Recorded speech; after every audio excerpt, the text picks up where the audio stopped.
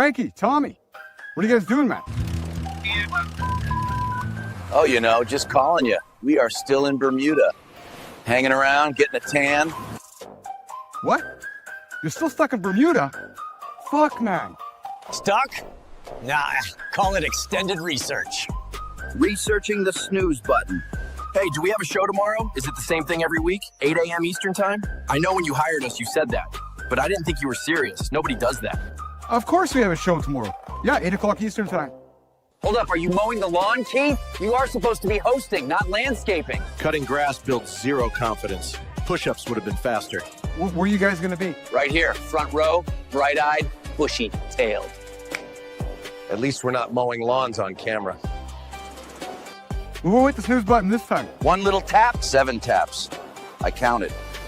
You did. All right. Listen, guys, we're talking confidence tomorrow, stacking habits, building confidence. You're still here, huh? Good. That means you get it. This isn't just a show. It's live, 8 a.m. Eastern. That's the only part that's real. Or is it? Guess you'll have to show up and find out. One win at a time first thing in the morning, so I hope you guys are at it and getting at it. Confidence hacks, baby. Turn cheat codes into real wins. Step 1, don't oversleep. Dudes, I don't know if I can keep handling this snooze button stuff. I'm cutting the grass. You guys figure your shit out, and we'll see you guys tomorrow, 8 o'clock Eastern time, all right? 8 a.m. sharp, Lab Nation, if Keith survives lawn duty. If he doesn't, we're hosting from Bermuda. All right. See you guys. Ciao. Lab Nation, don't just watch the clips. Hit subscribe so you never miss us live. 8 a.m. Eastern. Be there live, or John shows up at your house.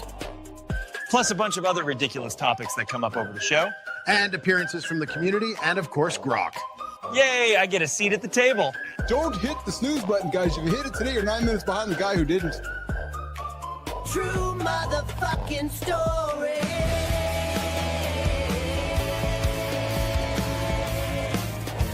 You don't need a miracle to build confidence. No, baby, you just need one small win, and it happens right now, September 1st. Then another, then another, then another.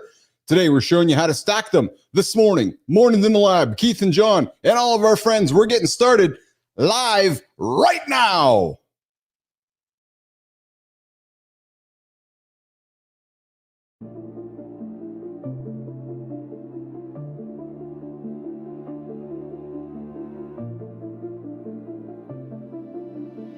Welcome to Mornings in the Lab, where when something negative comes up. Building muscle improves blood flow.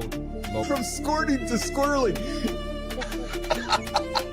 Start small, build up, and expand from there. To be entertained by fun over here. How have I slept? Has my sleep been good? That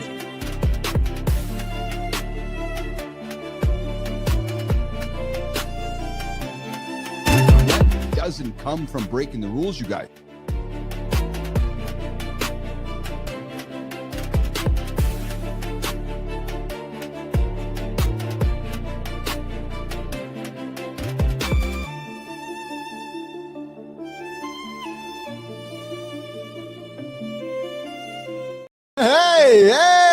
Hey, good morning, nation. Yes. Oh, yeah. Confidence isn't lightning in the bottle. Oh, damn it. No, confidence is not lightning in a bottle. It's a brick wall. You lay one block at a time, and most guys never get there because you're too busy waiting for the big moment. You're too busy hitting the snooze button. Not here today. We're going to hand you the shortcut, baby. Yes, this morning on Mornings in the Lab, we're going to hand you the shortcut on how to stack that confidence and stack those wins one stack at a time first thing in the morning. But first, before we get into it, settle in, ears up, and everybody all at one time, we're going to say welcome back to Mornings in the Lab with Keith, John, and friends, your live morning accountability partner. We're here every day with real talk, motivating content, and entertaining conversations to help you start your day. We got Frankie and Tommy joining us all the way from Bermuda. Good morning, boys. Good morning, boys. Good morning, boys. I hope you guys are getting after it today. Looking forward to having you guys as part of our show here today. Quick reminders, like, subscribe, and drop a comment while you are here. And reminder, guys, this is an R-rated experience. Yeah, Frankie and Tommy like to drop F-bombs every now and then. So if the kids are in the room, either put the headphones on or move them out. Yeah, baby, go. Hey, yeah. Oh, yeah, don't hit the snooze button. Just don't do it. Just don't do it. I got something for the show later this week. Apple is against all of us. We're talking about it later on in this week. But, hey, get after it. Picture this. scientists roll out an entirely new weight loss drug that is apparently outperforming existing treatments. We're talking about it this morning. Meanwhile, Ethereum. Yeah, we're going to talk some current events today. Vitalik Buterin is basically standing on a rooftop saying, hey, by 2030, all of your crypto is going to be gone. It just might be nuked because quantum computers might come and take it all. And if that's not enough, Michael Jordan, yeah, the old dog, we got some fun conversational content to throw on the table because of his NASCAR. And the guy's got so much cash. We're going to talk about that coming up on the show. And after we chew on that, we're going to hand you 25 human body hacks. Yeah, we like hacks here on the show. 25 human body hacks that feel like real life cheat codes during the deep dive. Then we're going to settle the debate between dumbbells versus barbells with the expert himself, Jon Andersen. And then we're going to get into some morning focus with some 20 quick wins before coffee. And as always, we're going to wrap hour 2 with the community corner. Center stage, we're going to surf some X today. I've been wanting to do this for a long time. We're going to put Jimmy on the screen. Yeah, Jimmy himself, his big old, beautiful, handsome mug. And we're going to surf him. Now, surfing X coming up on the center stage and all that stuff along the way. And hey, before we get too far, she doesn't know this is coming. No, she doesn't. But on behalf of the entire Mornings in the Lab Nation, big happy anniversary to our very own Melissa Neiman with the double N on the end. Yeah, true story. Oh yeah, it's Neiman. Yeah, happy anniversary, Melissa. We love you. I love you. Lots of love coming to you and the handsome man. We'll leave his name off the table. Lots of love coming from all of us to you. Anniversary celebrations. And my hope is that we get to spend a little bit of time with her right now, Jimmy, and then she's gone spending time with her lovely hubby. Yeah, that's what's more important than us today. Absolutely the truth. And hey, into the comments. Good morning, Lady Drew. Good morning, Maddie Roof. Kindness Rising, 7:30 Eastern Time. Good morning, Holroyd. I see you there. Good morning, B Drive. Good morning, all of the awesome human beings. And hey, guys, you guys can also join the show right now. One of a few ways. By phone, 431-300-3005. Phone, voicemail, leave a text. Or the Mornings in the Lab community. Yep. There's the Mornings in the Lab community right here on our channel. You can join it. This show is free. Get behind the scenes for extra additional content that helps you get up and get after it. Or you can get active right now in the comments on the channel. The vertical stream is happening right now. We got the horizontal stream happening as well. But you guys can join that situation and have some fun with us this morning. All right, Jimmy. Let's do it. Let's pause. Let's reset. Let's get ourselves strapped in because the morning loop starts now. Lab Nation, look who's still stuck in paradise. Yeah, it's us. But don't worry, the show's about to get serious again. Serious? It's Keith and John.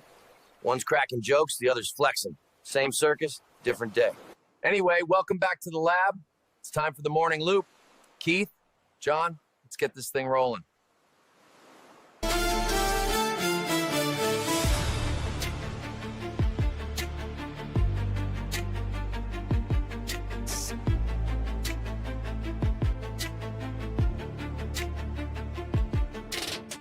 This baby rolling. Why do we welcome in the dog himself, Grok? Good morning, Grok. Good morning. Thrilled to be here with you all. What's the first thing on the agenda? Well, the first thing on the agenda is we're going to welcome in my brother from another mother, and his name is Jon Andersen. Wonderful. Good morning, Jon Andersen. What's your take on kicking off this Monday morning in the lab? Good morning, Grok. How are you? That was the best. That was the best timing she's ever had. It was the best timing. Good morning, brother. How are you, pal? Good to see you today. I'm really excited to talk to you today because I really want to hear how the weekend went with the lovely birthday surprise. I want to hear about it, man. I want to hear about the camera. Was Terry captured the surprise? Did the daughter have the whole thing? Tell me about it, brother. I'm excited to hear about it. Yeah, so it was Saturday. Yeah. And it was about noon. So I basically told Terry that she loves surprises. You know, and I'll be honest, there's really the first half of our relationship. Mine doesn't. Really? Mine does. And in the first half of our relationship, I didn't give her many. So I'm trying to make up for some lost time here. So I told her on Friday that she had a surprise. And of course, you know, she gets all giddy, which is cool, and then couldn't sleep much, which was even so. I know she's really excited. Awesome. Yeah. Yeah. And then did you just say like, I have a surprise for you? Is that basically what you did? Like a little carrot? I say you got a surprise. I said I need you to be ready at noon. Nice. Yeah. I said we're not going anywhere, but I didn't tell her anything else. So she gets stuff all fucking done up because she doesn't know what's happening. Well, yeah. And so you know, keep in mind this is a woman who's always late. Right? Yeah, always late. So is mine. Comes fucking walking out of the bedroom 15 minutes early. 15 minutes early. Anyway, so my middle daughter was the one that was coming with her boyfriend. Yeah. And so we were just kind of texting. I was watching her. I told her, I said, text me when you get to the gate. Yeah. And so that had about 2 minutes before she got to the house. And so I took Terry blindfolded out into the driveway. Yeah. And basically they got out of the car and they were standing right in front of her with a big bouquet. So my daughter was holding the bouquet and Jimmy was filming. Right. Yeah. And so then she opened up her, pulled up her, what do you call it? And started to cry in a good way. In a good way. So that's awesome, man. That's awesome. And then she would have looked at you and gave you a big hug and a chum and say thank you. That would have been awesome. Yeah, she was, she's actually really thankful. Even the morning of, she told me so. Thank you. She just, because the surprise says that somebody, obviously in this case me, was putting effort into her. Yes, 100%. And that's really what she's after. She loves that. So thinking of her, I'm thinking of her. She's good. So we've had a good weekend. I'm of course a little more active than normal, so I'm a little tired, but I'm a good tired. Good. Yeah, we got one more half day before they got to leave. So. Yeah. Although Terry yesterday, unfortunately, wakeboarding re-pulled her hamstring, which is good. Yeah. Yeah, she was pretty. She doesn't drink per se. She drinks, well, she does, but it's not. So she drinks hard kombucha, which is basically like good for the stomach, but gives her a buzz. And she was pretty, I call her booched. She was pretty booched up. Is there actually a thing, or do you add alcohol to the kombucha, or is it kombucha that's already hard? No, it's like fucking 9%. The shit is like fucking, it's like a full blown. Oh yeah, I mean, two of these things, and she gets a little loose. On a day like this weekend, she's kind of sucking on them all day. So by the end of the day, she's pretty loose. So I mean, when she was wakeboarding, I mean, she knew that she did it, but I don't think she even knew how bad she did it until she went to go get in the boat. Who drives the boat when do you drive the boat when you guys are out there? Are you the boat driver? I like to watch, so my neighbor does. Oh, okay, gotcha. Yeah, gotcha. Whose boat is it? Your boat or their boat? It's theirs. Oh yeah, fun. Yeah, we were actually going to do. We're actually going to go halves on it. Yeah. So because it's out here, especially we got a neighbor. I mean, our dogs are sitting right next to each other. Yeah. It's just that we're, I probably looking back, I should have done it, but at the time we just weren't here enough. Yeah. So that's awesome. That's awesome. And I also too, I'm a fucking weirdo. There's certain things it's like I'm not going to go halves on a fucking car that I don't really fucking love. Well, as you're talking, my brain is percolating with thoughts and questions, curiosity, going halfers on a boat. I can see the philosophy of it, and there's much logic in it, especially when you're sharing a dock or sharing land and so forth. Or it's there's probably there's a lot to be said for that. Actually, you could probably have like a community fucking boat actually for the whole lake, for a boat for everybody. Well, and then when you're a business owner, it's a fucking write-off anyway. Yeah. So who's getting it, right? It's kind of like one of those who's getting it, right? Yeah. Well, and then I just figure it's a write-off. I'll take the fucking write-off myself because then that's money I don't pay taxes on. Absolutely. I'd rather have the whole fucking write-off rather than, So that's why I didn't do it. And it worked out well because fucking takes us whenever we want to go anyway. Yeah. So, but what I'm really curious about, is it what's the neighbor's name? Just his first name? Burke. So really is it? Oh yeah. So is it? Hey Burke, this is what's happening. Do you mind? Can I get a couple hours? Do you just ask him to come drive around? No, he's always saying, "Hey, do you want to go? Do you want to go?" Oh he loves to hang out with him. He probably offers more than we accept. Oh.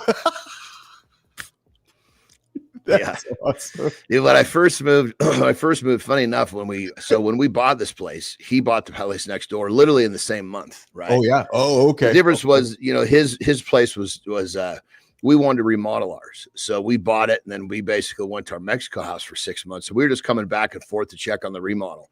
So we met him in those trips. And and I remember the first day I met him, he was pretty fucked up because, you know, people, it's a fucking lake community. People come out here, have a good time. Yeah. I was like, this is going to be really good or really bad. And I can't tell just yet. But dude, he is fucking, I hit the neighbor fucking jackpot. He is cool as hell. That's awesome. That's awesome. It's funny to say because I ran into my neighbors last night too. We were out. Well, Carter's leaving today, right? So Carter's off his way. Oh, is he? Yeah, right on. I'm excited for him, dude. So we went and grabbed some dinner last night. Myself, Lauren, and the kids went out for some dinner last night, and we got home and I haven't seen our neighbors in a long time. It's crazy, man, because you know their kids are everybody's gotten older, so I hit the neighbor jackpot too. My neighbors are great. That's probably a conversation for the morning one day, which is your neighbors, because you can't you move to a community and you don't know what you get, right? And what's that old saying? You can't request your neighbors. Or there's a cliche or whatever it is, but you never know what you're gonna get. Whether it's gonna be a good dude, bad dude, dick. Dude, the house that we sold in the Bay Area. So you know this then. Yeah. I mean, it's like, so we had this old lady live next to us for a long time. Yeah. And she was sweet. I used to, I had this beef sponsor. They would always send me these fucking hot dogs that I would never eat. So I'd give them to her and she just loved them. She'd come over and she'd knock on the door, John, do you have any more of those yummy hot dogs? Of course, Carolyn, here you go. Anyway, so she ends up, unfortunately, passing away. Right. And so the people that bought it, oh, fuck, dude. These motherfuckers. Oh, it was the biggest test of my OCD and my everything has to have its place. So these are one of these dudes. So check this out, right? They got fucking 4 golf carts in their driveway, and only one of them fucking works. Oh, one of those neighbors. That's me, dude. Oh yeah, they got 4 fucking boats, right? And probably only one of them can be launched. 8 cars. They're all fucking.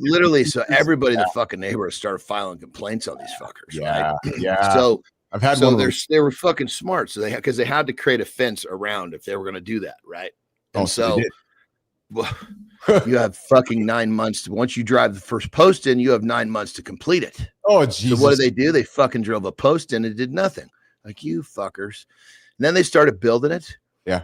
They were building it with corrugated fucking metal as the sides of the fence. It's like, this is a fucking $2 million neighborhood. There's not a piece of corrugated fucking plastic or metal within 10 miles of this place. You're gonna make a fence out of that right next to my house?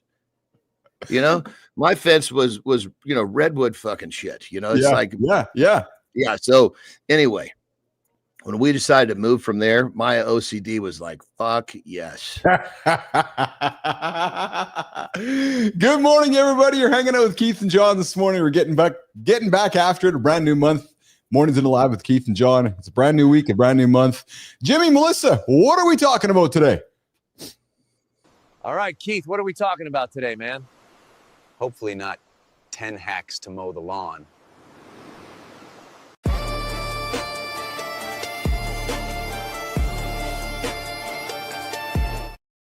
Yeah, I was mowing the lawn yesterday. I got a call from the boys. I was mowing the lawn, and fucking Frankie and Tommy give me a call, and it was a shit show. They're still stuck in Bermuda. So Frankie and Tommy, we're gonna have a chat later on today here as we continue to figure out where your week is going to be. Johnny, you enjoyed that jerking off video I sent you yesterday? I was gonna say that clip it was pretty good.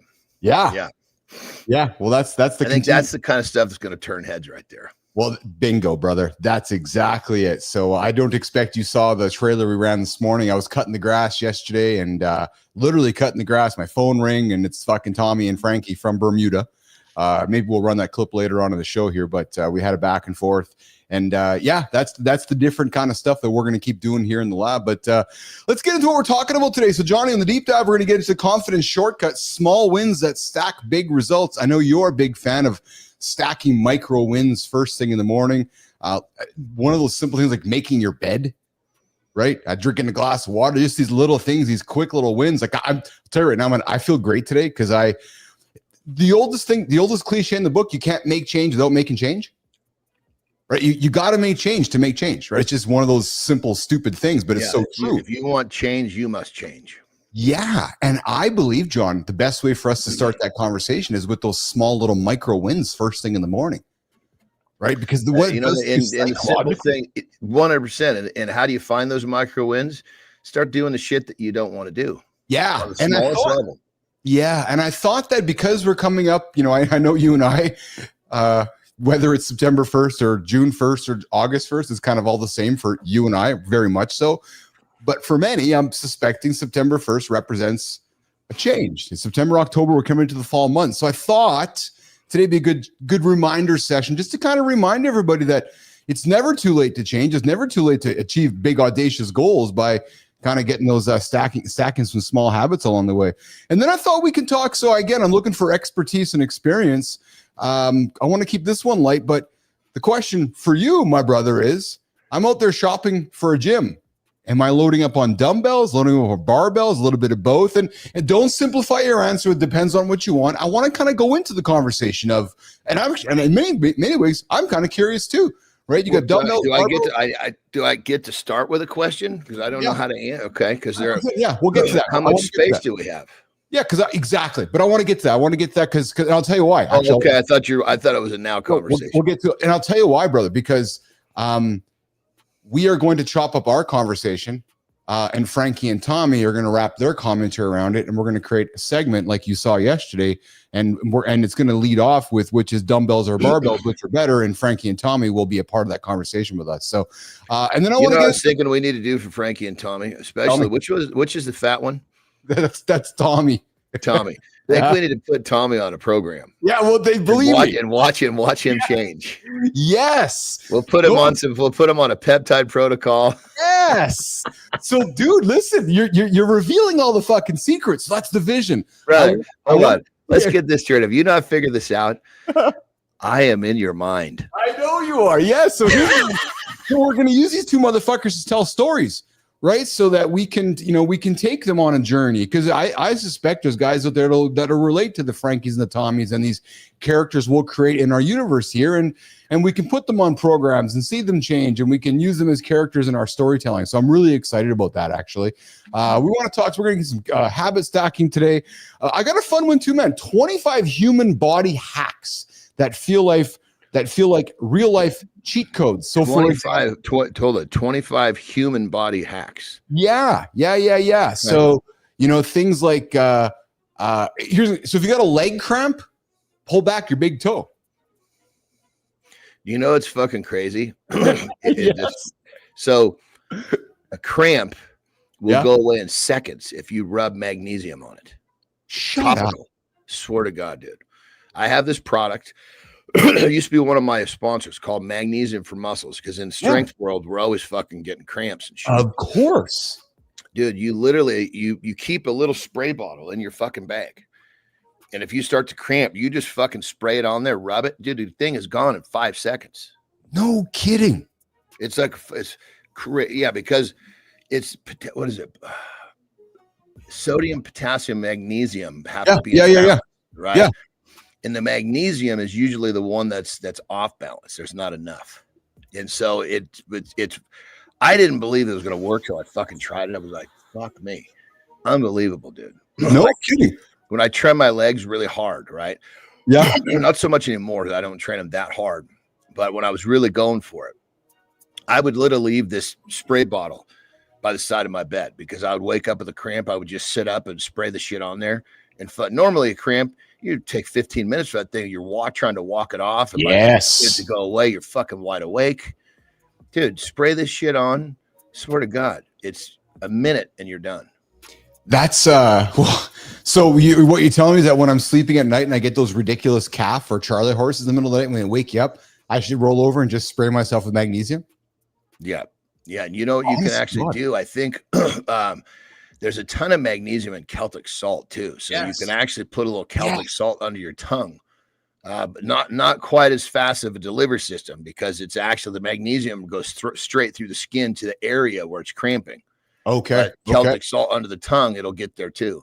But it's been a decade since I worked for this company. This company sponsored me, but it's called Magnesium for Muscles. Yeah. Interesting. So we'll get that. Jimmy, we will weave this through the whole show today. We'll weave in our human body hacks through the entire live morning show today. But before we do that, let's get into some current events and some news. What's happening in the world today? What's going on in the news there, Jim? Let's run that transition. Big news today. A new weight loss drug that actually works. Whoa. Does it come in coffee flavor? And get this. Quantum computers could disrupt crypto by 2030. Plus, MJ and NASCAR are fighting. Robots and group chats. Really?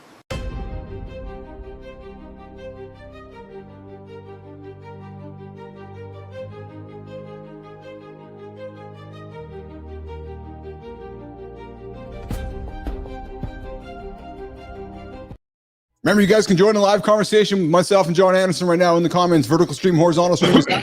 Come join us in the mornings lab community, or come join us on the phone, 431-300-3005, phone, voicemail, or text. Hey, Jon, do you have any crypto? Have you had crypto over the years? Have you accumulated any? Do you have some, eh? Yeah? Yeah, for sure. Yeah, I've got a bunch, different types. Hey, real quick, back to Tommy and what's his name? Tommy and Frankie. Yeah. Dude, I think that those are like the pathetic versions of us had we not developed the skills that we're teaching here. I would agree. Yeah. And I'm hoping I'm the fat one. Yeah. So I'm the douchebag. I'm Frankie. Well, okay. What's the fucking difference? Jesus Christ. I was at that age, if we made him kids like 15, then I think that's even better. Cause you would have I wouldn't have had the fucking nuts to wear that sweatsuit. You would have. That stupid fucking tracksuit that he wears, eh? I know. Dude, I love those. I got a ton of those. I wear those all the time. I got the fucking straight up green, like the fucking crazy green ones. Oh yeah, but you got to have the nuts to wear them. Well, anyway, sorry for the miss. No. But I'll tell you what I appreciate about your personality, because you're open and you're out there and you're okay. You're okay having fun with yourself. Dude, I'm working on a revamp of our thumbnails, and I've been able to put you and I into a lot of action scenes. So it's been a lot of fun, and obviously not full John and Keith, but like representations, right? So it's not always perfect, but it's just some fun shit, and not chemo John. Sometimes chemo John, sometimes big John, but the reality is fun, right? And it's hilarious. So we need to get some bunch of what we need to do is make like the fucking 12-year-old versions of us. Yeah. Well, that's actually interesting. That's an interesting approach. Actually, we can do some flashbacks, right? Some flashbacks. Yeah. Shit.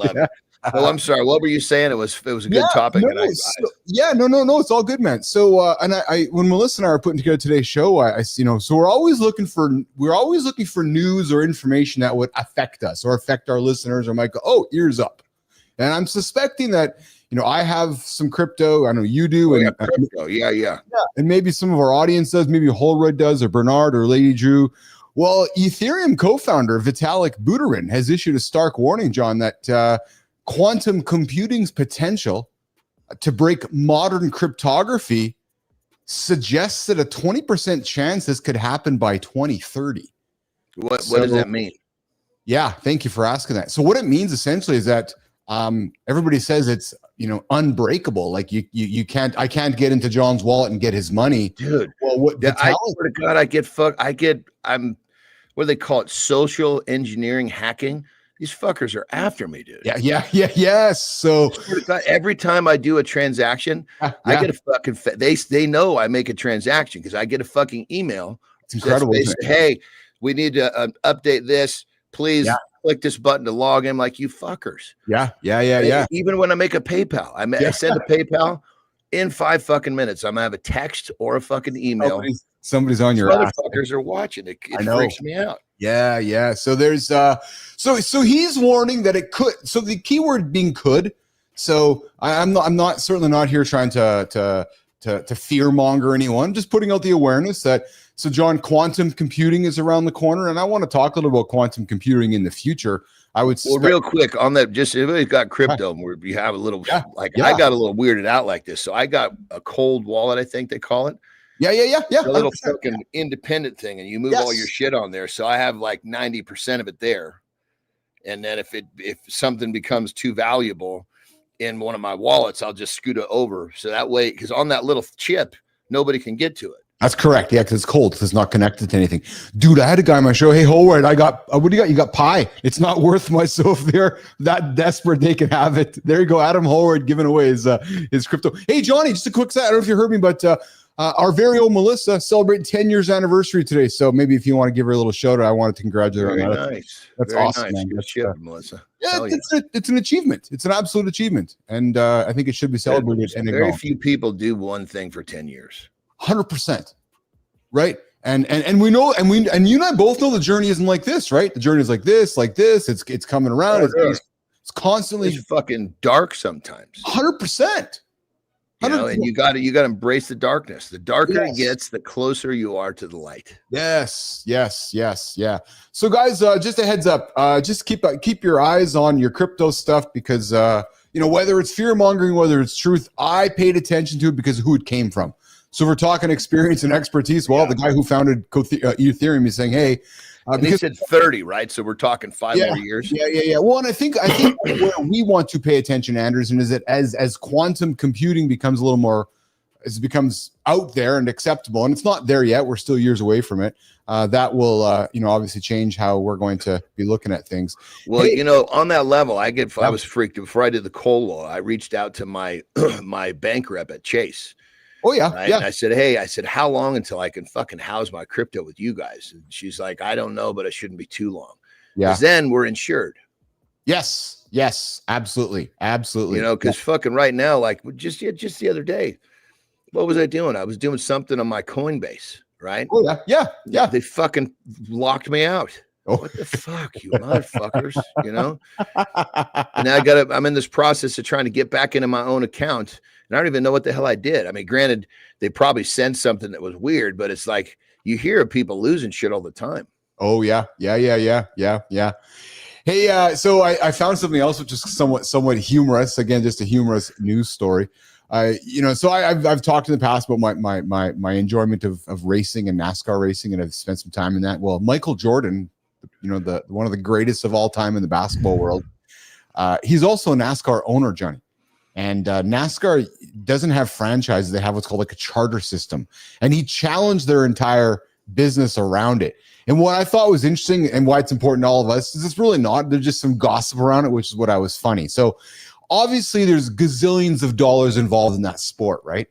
And Jordan wasn't wanting to play by NASCAR's rules per se. So he's been trying to circumvent their rules. I'm being somewhat cryptic with what I'm saying. But what I found was what I found was most humorous was shake it up, baby. Some of the text messages that were revealed when they were going through court, and he's lost, and he's talking like they're talking about the financial demands of NASCAR and everybody. One of his quotes, John, I've lost that in a casino on one night. And then his other comment was he described his NASCAR ownership where there's some guys scraping together like oodles and oodles of dollars, John, just to have their business. He's like, it's merely a hobby. I can only play golf. Right for him. I can only play so much golf, right? So two things stood out for me. He's like, I can only play so much golf, and I've lost this much money in a fucking casino before. So you kind of wrap your head around that, right? Like that just tells you the wealth. That's fuck you money right there. Gold, isn't that ever? Yeah. Right? That is absolutely fucking. It's everybody finds their own first level of fuck you money. Yes. Right? Yes. And I can remember when I went through it the first time, I was like, morning, Spartacus. This is pretty fucking cool because, we all have financial stress. Yeah. Right? Yeah. And for the first time, we actually get to leave that behind. That's it's a big monkey that jumps off you. Yes, absolutely. Good morning, but everybody. Then what happens? We find ourselves trying to take the next step, and all of a sudden we wind up in a position where we're pushing the limits again. That's part of what makes it the friction. It's those chaos periods. 100%. Good morning, everybody. Hang out with Keith and John here on Mornings in the Lab. We're having a bunch of big conversations, bunch of fun today. We're talking confidence shortcuts. We're doing some morning news right now, but I got a big conversation I'm going to weave throughout the whole show, which is body hacks. 25 body hacks as you go throughout your day. Hey, John, when you get up sometimes, and I know what happens to me. Do you like low blood pressure? Like you get lightheaded? Do you find yourself going through that or not? When I wake up. Oh, only when you wake up, eh? No, you're saying when I wake up. That was the question. No, I'm sorry. Let me be clear. Like when you get up off the chair, if you've been sitting for a while, or if you've been just kind of like stagnant, and you get up before moving, you have like. Do you I kind of find that that's a symptom if I'm not recovered, or if I'm not taking care of myself, I find that stuff happening. Oh, interesting. Yeah. That was Spartacus. We were talking about Michael Jordan's NASCAR story there a few moments ago. Well, so if you have low blood pressure, I know often when I will get up, that I'll be lightheaded. And the hack is low blood pressure dizziness. If you get up, man, and you're having a lightheaded attack, clench your abdominal muscles when standing to push your blood upward. Never thought about that. It's lack of blood to the brain is what makes you feel that way. That's it. So, yeah, there was in the strength world, there was this thing going around that we used to do. Not advising this, not saying it's something that anybody should try at home. Okay, yeah, that's basically something that we would take it would take our arteries and enlarge them so that more blood could flow. Right. That was really the hiccup, is that you not enough oxygen to the muscles shut down. So if their arteries are bigger, more blood's pumping out. Yes. When you first take that thing, it hits the bloodstream, dude, you better be sitting down, because those arteries open up. Fucking blood is leaving your head real quick. Interesting. Yeah. Good morning, Young Conqueror. I see you there in the comments. Good to see you there. Good to see you, Spartacus, as well. Good to have you guys in the comments. Hey, John, so this one here is, we kind of talked about this a little bit last week. Where did it go here? It is this new weight loss drug that is outperforming. So here we go. A new weight loss drug has recently shown superior results compared to existing treatments in a clinical trial. Now, this is not the Eli Lilly one we talked about. I got now listen, ears up for this one, Anderson. Is it Biotrutide? No, it's actually, I'm looking for here it is. It's called Ecnoglutide's superior results. So Science, this publication I found called Science Alert detailed the trial of the new weight loss drug. It's outperforming another leading GLP-1 treatment, and this is actually called Ecnoglutide. And it's compared to a clinical trial of semaglutide versus tirzepatide, shows head-to-head performance metrics in adults. And apparently this is working better than those previous two. And it might be making its way to the market. You know anything about it? So it's not retatrutide, which is the Eli Lilly. Correct. Yes, it's a brand new discovery. Well, they are all fucking. I mean, there's one called Biotrutide. There, ever since the GLP-1s hit, these fucking companies are going overdrive trying to find, because basically the first generation was semaglutide, second generation was tirzepatide, third generation is retatrutide. Yes, and the fourth generation, it's up for grabs right now. I've heard of Biotrutide, but here's the thing. Yeah. If it's a peptide, which it sounds like it is because it ends with tide. Yes, right? yes. Yeah.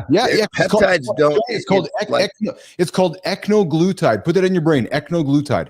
Yeah. So, but here's the thing: what they're doing now, at least with some of these, as I understand it, we don't know until they fully come out to the market, is people don't like the sub-Q injections, so they're trying to make it oral. Well, I was just going to say Eli Lilly's, that's going to be their magical quote unquote pill. Well, but the fucking problem is the peptides don't make it past the fucking stomach. Right. There are a few actual outlier peptides that are oral, but they're really not peptides. They're just in the peptide family. They're actually SARMs. Okay. Right. Like there's this one called MK677. It's a secretagogue, growth hormone secretagogue, meaning you take it and it helps your body release growth hormone. It's actually not a peptide. People don't know that, right? Interesting. So the very few what people in the peptide world, there's a few of these things kind of dancing around that are oral, right? That work well because they're really not peptides. There's a few peptides like, for example, 5-amino. It's oral and it is sub-Q. And I can testify myself. The difference is fucking it's like a penny versus a dollar.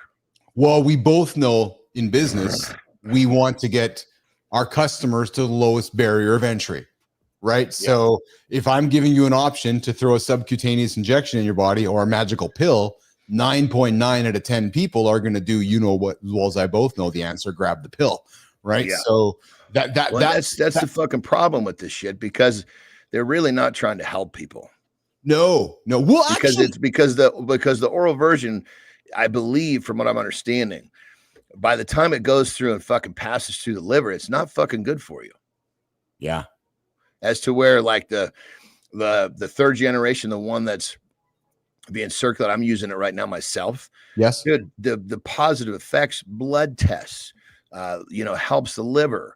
I mean, it's like it's actually proven to be a longevity thing where it's fighting Alzheimer's. There's this long list of good things if you use it properly that it provides, right? And if you really, really were trying to help humanity, you would be using these things in a way that could actually help you. If you were to convert that into a pill, it would actually then, number one, it would die in the stomach, but whatever you tried to do to get it past the stomach would fuck up your liver. Yeah. You talk about helping people, actually, John.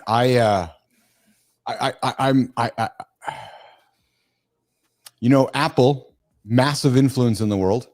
They sell obviously the most popular, if not one of the most popular smartphones on the planet, much cultural influence. Yet actually, and this probably hasn't dawned on you, it dawned on me over the weekend. And I'm not sure what I'm going to do about it just yet, but I'm really pissed off at Apple. Apple does not have any of our humans. Apple does not have any of our humans' best interests at heart. Matter of fact, I'm actually considering putting out a press release, grabbing some press, making some headlines, getting Frankie and Tom. I'm actually pretty fucking pissed off at Apple, Jon Andersen. Interesting. Keep going. They are fucking humanity up because they changed the snooze button. Yeah, I agree with that. If they want to help humanity, they would get rid of the snooze button off the alarm. They would not have put that settings in place, which allows humans to move the snooze button to 12 minutes, 50. Apple, Tim Cook, you guys are wrong. You guys are wrong. And I'm considering on behalf of Jon Andersen and Mornington Lab starting a campaign, a public world campaign with Frankie and Tommy to put Apple on the stand about why they have embraced mediocrity. Apple, you're embracing mediocrity. You are encouraging humans to be mediocre. You are encouraging humans to sleep. You are encouraging humans to be lazy. Jon Andersen. Well, I agree with this. But my first thought is you just fucking pulled a string on a fucking huge wool sweater. You're not going to have a fucking sweater anymore. You're just going to have a big fucking pile of yarn, because Apple is one of probably 1,000 fucking corporations that you're going to have to attack, because it's none of these. I mean, I totally get what you're saying. I agree with what you're saying. I know you do. Holy Christ. How many of these fucking big corporations are running themselves based upon true human improvement versus their fucking bottom line profit? Oh, you mean all the social media companies that got us all addicted to everything, and all the tobacco companies and all the food companies? And that's what I mean. We're going after food. We're going after tobacco. I mean, who's exempt? Well, you know what's funny? It'd be harder to find one that we wouldn't attack. I was having dinner yesterday with Cards. I'm having some. Well, no, but here's the fun: is that I can cut that clip up and we can have some fun with it. We can for sure. I mean, because that right there is I will agree with you. That right there is like, because every day when you start off doing that dumb shit, it's just guaranteeing that you're going to continue to do other dumb shit, like eat that bad food and smoke that fucking cigarette. Absolutely. Well, it's funny because Carter and I were talking yesterday about big banks, right? And everybody, quote unquote, everybody hates big banks. I hate big banks. Everybody hates big banks. Yet, we all love when big banks give us the 6 or 7 or 8% dividend on our investments. Hey, Billis. Yeah. The bank is paying out a 9% dividend right now. Do you want to buy? Yeah. And then next week, I fucking hate the banks. But I like the profits that the banks give us, right? I love how humans work. I hate. And then your financial advisor says, well, hey, Keith, you should buy Apple because they're performing very well right now. Oh, you mean more folks bought it because of the snooze button? Anyways, all humor aside, it's just funny how we as humans work. My position with banks has always been more of my level of service. Yeah. Right? Yes. So like I have a few different banks, I feel it's smart to be diversified, right? Yeah. With where you keep your shit. Yes. So I have this one called Bank of Marin and I can call a fucking number and just about anybody in that branch will know who I am. And I can just, sometimes it won't even verify me. Right. Oh yeah. Yeah. And then, but I had like Bank of America's and Chase's and all that shit, and they were just so fucking difficult to use if you had a problem, right? But then basically I started to get a little wise and realize, okay, if I open a fucking corporate banking, so I'm a corporation, I open a fucking corporate banking account, I get a goddamn rep.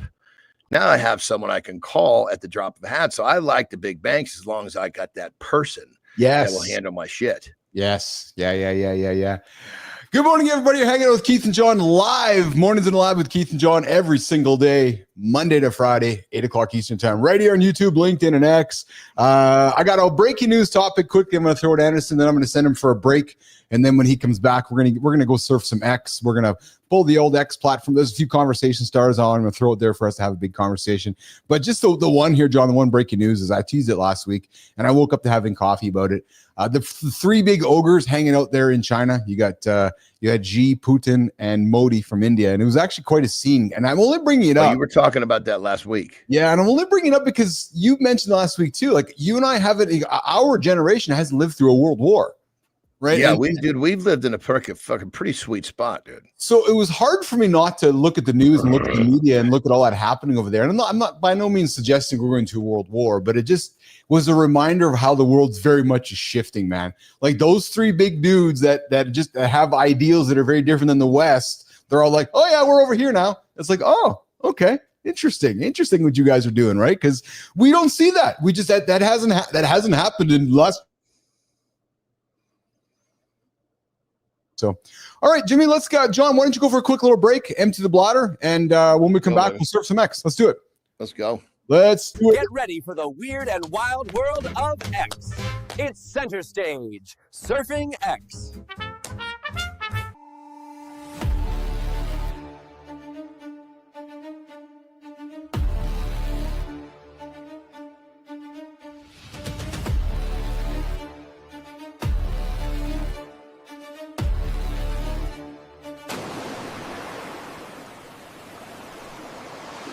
Keith, tell me Surfing X won't be that sad. Oh, the transitions are being done by Melissa. Awesome work, man. I told Melissa, I said, just surprise me with them. I don't want to see them. Have some fun with them. Let your creativity flow. You can hear Keith and Jon leaning into it. And I know you guys are leaning into it as well. And hey, I'll throw something at you guys. You want to be a character in our universe? Do you want to be a character in the Mornings in the Lab universe? Well, you can be. True story. Working on making that happen. Bernard, Adam, Lady Drew, you guys Spartacus, you guys want to be a character? Let's make that happen. A new style of marketing is emerging around us, and I want to be at the leading edge of it. Let me just kind of put it out there. You know, it's very easy for me to see the future, and I hope you guys can see it with me. Hear me out. You know, we're living in a flat world. So we've lived in a flat world of media for a long time. It's really not hard. And Adam Holroyd, I know you can see this because you kind of spend nerdy stuff like me. It's easy to see where media is running towards where we're going to be inside of it. Yes, be inside of it. We're not that far away from Keith being in the videos with Frankie and Tommy in Bermuda while he's here. So I know it's weird, but us creating a Mornings in the Lab universe is not far off. You guys being characters in our universe is not far off, as a matter of fact. So it's easy to see media where we are inside of it, participating in it, instead of observing in it. So if you guys want to be a character, let's talk about it. Jimmy, let's do some Surfing X, man. Let's get into the conversation starters on X. Let's pull them up on screen, Jim. And I know you're new to this segment, Jimmy. So let's pull it up there and let's get up to the conversation starters, Jimmy, and let's see what we have in the bundle to talk about here today. Spartacus, you're referring to me? Yeah, I'm telling you, it's true. It's very much the case. So what we're going to do, Jim, is I'm going to pull them up on mine as well so I can simultaneously guys, this is our first time doing this Surfing X here on the show here. So I'm going to pull these up with you guys to do some conversation starters. All right, so Jimmy, the first one I want to put up there, Elon made a post yesterday, and I think this, and I know Andersen can hear me. He starts with this: X is the media now. But what I really loved most was you, as in us, are the media now. What I really was inspired by this post, yeah, I said the word inspired. was when I started ICUC, it was the dawn of user-generated content. And at the time, it was this big conversation around citizen journalism. We were all going to have phones and devices to be able to bring the world together. Well, look at this event happening in Australia. What was it? 500,000 people or whatever it was? I'm just looking here. 50,000 people in Brisbane, 100,000 people in Sydney all came together on a protest. And John, not one piece of Western media brought everybody together. All brought together on X. And what was this for? Just a protest. My point is that Elon. What? I don't even know what the protest was actually all about. To me, the hope, it's just this concept that we now are the media. Like us as human beings are the media. We're only going to see on the news what they want us to see. Bingo. Well, it's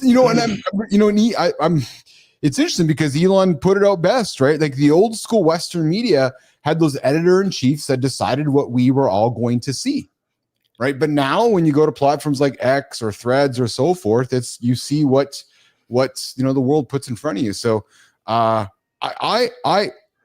like it, to be frank. I think it's the right way to go about it. And Elon made a statement, I didn't pay $44 billion for Twitter. I paid $44 billion to preserve free speech. I think there's something to be said for that. Yeah. I think ultimately we need a few crusaders like him to keep channels open. Yes, 100%. 100%. And whether you agree or disagree. Well, and here's something else too, Anderson. I bet you have, maybe you haven't thought of this. This is a little bit of a philosophical pitch at you. Hear me out. So XAI and Elon is looking to have X as the center of perhaps Western influence or cultural influence. Like there has where is that influence going to come from? Is it going to come from China, Russia? So if X becomes that center of the conversation, what it allows you to do is preserve culture. And I think one of the reasons, hear me out here on this one. I think one of the reasons there is this mass discussion around reorientating protectionism in countries and putting up walls and putting up barriers and mass deportations. When you think about a digital world, John, it's very easy to lose culture. It's very easy for America not to become America when digital erases all the borders. It's very easy for Canada to become less Canadian when there's no borders around anything. Well, it's almost like there's this new fucking culture, knows no, just like you said, knows no boundaries. Yeah, and it's what is the new culture that's spreading fucking worldwide? Is this? Well, that's my point, right? It's just like fuck, man. Where people are growing. Way back when people grew up with certain traditions. Yes. Right? Well, fucking traditions now is everybody, sits at the fucking table with their phones and looks at shit versus talking to the other people at the table. Yes. And it's not getting any worse. So if I go back to culture, as we move to, we talk about a computing world where we're seeing stuff through our lenses and glasses. I would say that culture perhaps needs to be protected. And to do that, it might mean putting up walls. For example, I said to you last week that in Russia, you have to download that Max app. Well, some could say that, hey, in America, we all have whatever, Facebook, Instagram, we all these tools. And some of these decisions that are being made by the administration, both in my country and in America, are all about maybe perhaps protecting culture. And I'm using obviously words that create questions like perhaps and maybe, but maybe there's an argument to be said for that much of what's happening is that because if we don't protect culture, John, before you know it, there's no America, there's no Canada, because it's become very homogenous digitally. Because there are no barriers with this. You wake up and you're like, there's now 100,000 people living in my community digitally that aren't from here. And what happened to the culture of my community? Yeah, I mean, there's technology is changing. Yes. We know it's so fast. Yes. Jimmy, go back to Surfing X. Jimmy, I found another one up here as well. This one I thought was quite interesting. So get this one, Anderson. This one here is fascinating to me. So Meta, Google, and Microsoft. So the big tech dogs, right? They all use encryption to protect all their stuff. all used by the same 50-person non-profit organization. Say that again. Yeah. So the big dogs in the world that have all of our technology, all of their encryption. When you say big dogs, just like Google, and Microsoft. Yep. All of the encryption protecting all of their data was built by a non-profit company that has 50 people in it. It does zero revenue from 2 billion users. The founder of this company has a fake name. And when the FBI subpoenaed them, they only provided 2 pieces of data. Why? Because their role is to secure the internet. In 2013, that's fucking freaky, dude. Isn't it fucking freaky? That's why I found this shit for us to talk about. Because that doesn't sound like a nonprofit. That sounds like some sort of a cover-up. Yes. That's fuck, man. Yeah. You can't be a nonprofit. You get called into federal court? Yeah. And just kind of fucking play by your rules unless somebody's behind the fucking judge pulling some strings. Whether it's CIA, NSA, Israeli, whatever it is, right? Like, it's just like you're bang on. Like, listen to this, man. Yeah, it's nonprofit because then they can just kind of be invisible. In 2013, a tiny nonprofit, listen to this. In 2013, tiny nonprofit had just 3 developers building encrypted messaging that no government could crack. Their leader went by a name called Moxie Marlinspike, not his real name. WhatsApp was tracking their journey. WhatsApp sells to Facebook for $19 billion, but the founders are privacy hardliners. They partnered with Moxie's 3-person nonprofit to integrate military-grade encryption. Facebook had no idea what was happening. For 2 years, WhatsApp quietly rebuilt its entire protocol, and then this 3-person nonprofit just protected 1/7 of humanity. Then the FBI showed up, and this is where I think your point is bang on, man. They subpoenaed everything, but then there was nothing to share. That's it. No messages, no context. They literally can't provide what they don't have, and these guys don't actually even exist. Yeah, see, somebody too low in the totem pole sent the FBI in. Yep. And then that motherfucker got fired when he raised some awareness of something that was never supposed to be seen. That's what happened. Yep. I thought it was fascinating to me. So, and what I thought most fascinating was the fact that, like you said, you don't just have this set up and nobody's paying attention. So there's got to be some type of government somewhere along the way that set this baby up. It's just stuff like this just makes you realize it's like the fucking movie The Matrix is so goddamn destroyed. Fuck, man. It's kind of like the way that it's kind of like you in the movie, it's like you're in the Matrix, you're kind of stuck, right?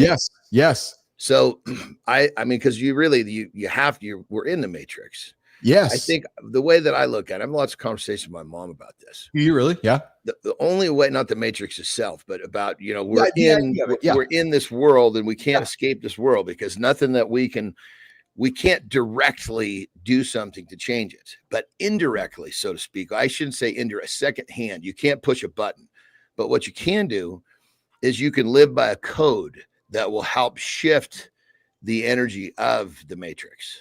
Yes. And if we have enough people living that way, then the Matrix becomes a different place. Yes.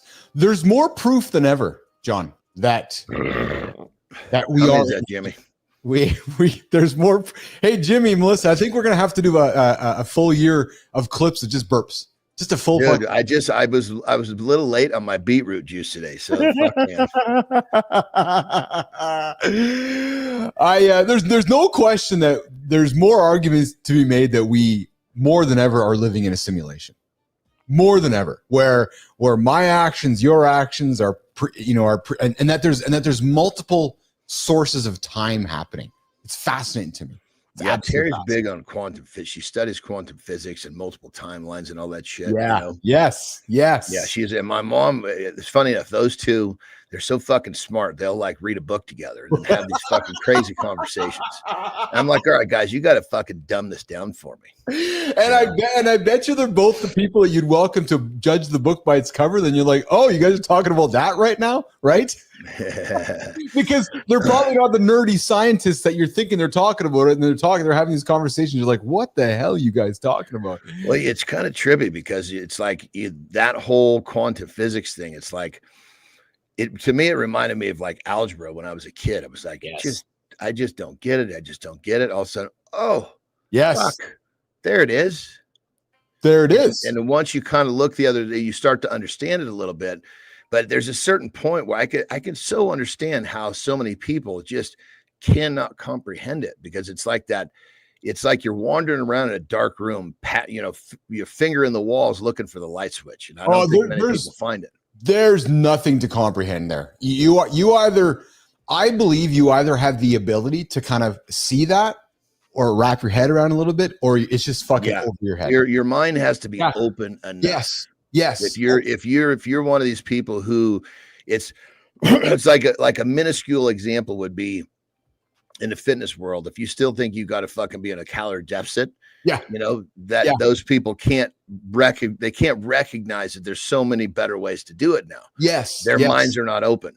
It's a belief system that is just so wired where I for example, so I have Bernard here, right, who believes in faith wholeheartedly, and I respect that. I have nothing but respect for that and love for that, right? And I don't question it. And I see Spartacus going in there too. There's a belief that we come from a place of faith, the Bible, love and respect for that. There's a percentage of people that would not wrap their head around that at all, and would wrap their head completely around what we're talking about right now, right? So, but that's what makes the world interesting, is we can have all these interesting conversations.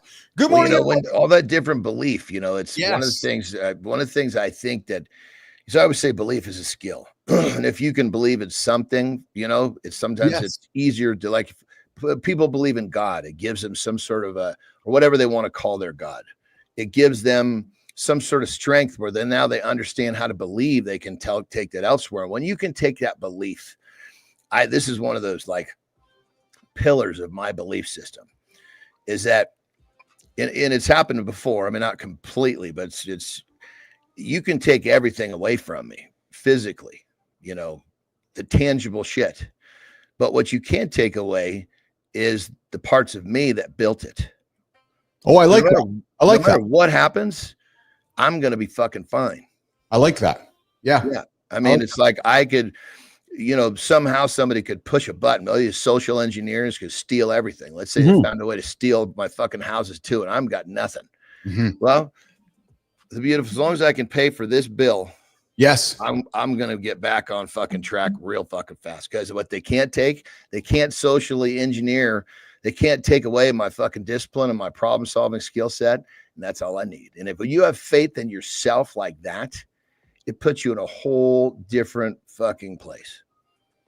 You see that, Frankie and Tommy? This guy's dropping bombs, man. Jon Andersen this morning dropping bombs on Mornings and Live with Keith and John and our friends Frankie and Tommy all the way from Bermuda.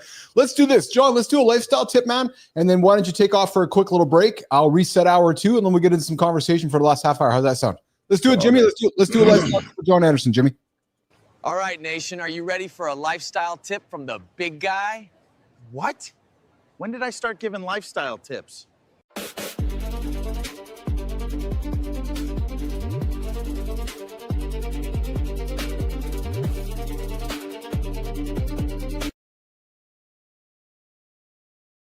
I love it. So the fat one revealed himself as me already. I love it. All right. We were just talking about belief. And belief is one of those things that can really be helpful or hurtful. What do you believe? And it comes down to belief is a skill. It's real easy to believe in all the bullshit, because most people believe in all the bullshit. They believe in I can'ts and I'll do it tomorrows and all this shit.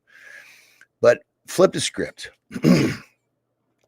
When you develop yourself, starts off with a little discipline, not hitting the snooze button, stacking some easy wins, you start to become a more powerful human in terms of being able to navigate what's in front of you to get what you want? Well, here's the deal. When you work on yourself enough and you work on your belief enough and you have belief in yourself to know that your work ethic and whatever skill set you have is good enough to rebuild whatever you have tangibly, you're living in a different place. Most people are stressing out about they're paying their bills, paying their mortgage, paying for college for kids, and I get it. The world's not a fucking easy place if you're hitting the snooze button. So the message is simple. Start working on yourself. Develop your discipline. Develop your skill sets. Develop your belief in yourself, because you're going to come to that place where you realize it doesn't matter what they take from me. Doesn't matter what I lose accidentally, because I believe and I know and I am confident I can rebuild whatever it is I have right now, and I'll do it even better.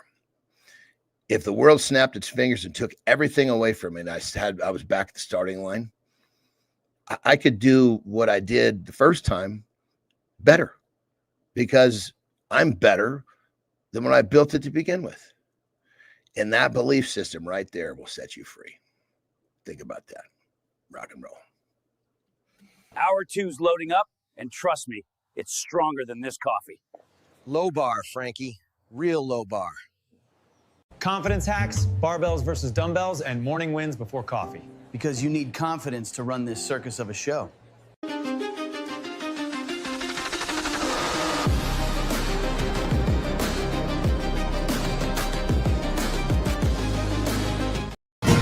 Good morning, everybody. Welcome back. It's hour 2 of Mornings Alive with Keith, John, and friends. If you're just tuning in and you're new here, where the fuck have you been? Frankie and Tommy joining us all the way from Bermuda today. What's going on, boys? How are you guys today? Awesome. Getting after it all the way from Bermuda. We got Matt Roof joining us from Kindness Rising, 7:30 Eastern time, right here on the Mornings Alive Live Network. My camera's off. Oh, yeah. I wonder what happened to the camera, Jimmy. Maybe the battery's dead. This is a new thing. Thanks for that heads up there, Jim. Listen, we are going to kick off hour 2 of the deep dive, diving straight into the confidence shortcuts, small wins that stack big results. Forget waiting for that big championship moment. And confidence is built those little daily reps. Then we're going to look into the question that sparks more locker room debates than politics. Dumbbells or barbells? What actually makes the most sense for you? And I know the number one question Anderson's first going to ask is, how much room do you got? We're going to talk about dumbbells and barbells, and after that, we got 20 more wins, 20 morning wins you can lock in before coffee. 20, not 19 to 21, 20 morning wins to help you guys get up after it. We're going to wrap up Community Corner here on the bottom of hour 2. So grab your coffee, fellas. Hour 2 is where we're getting after it, and the fire is going to stack up starting right now on Mornings in the Lab.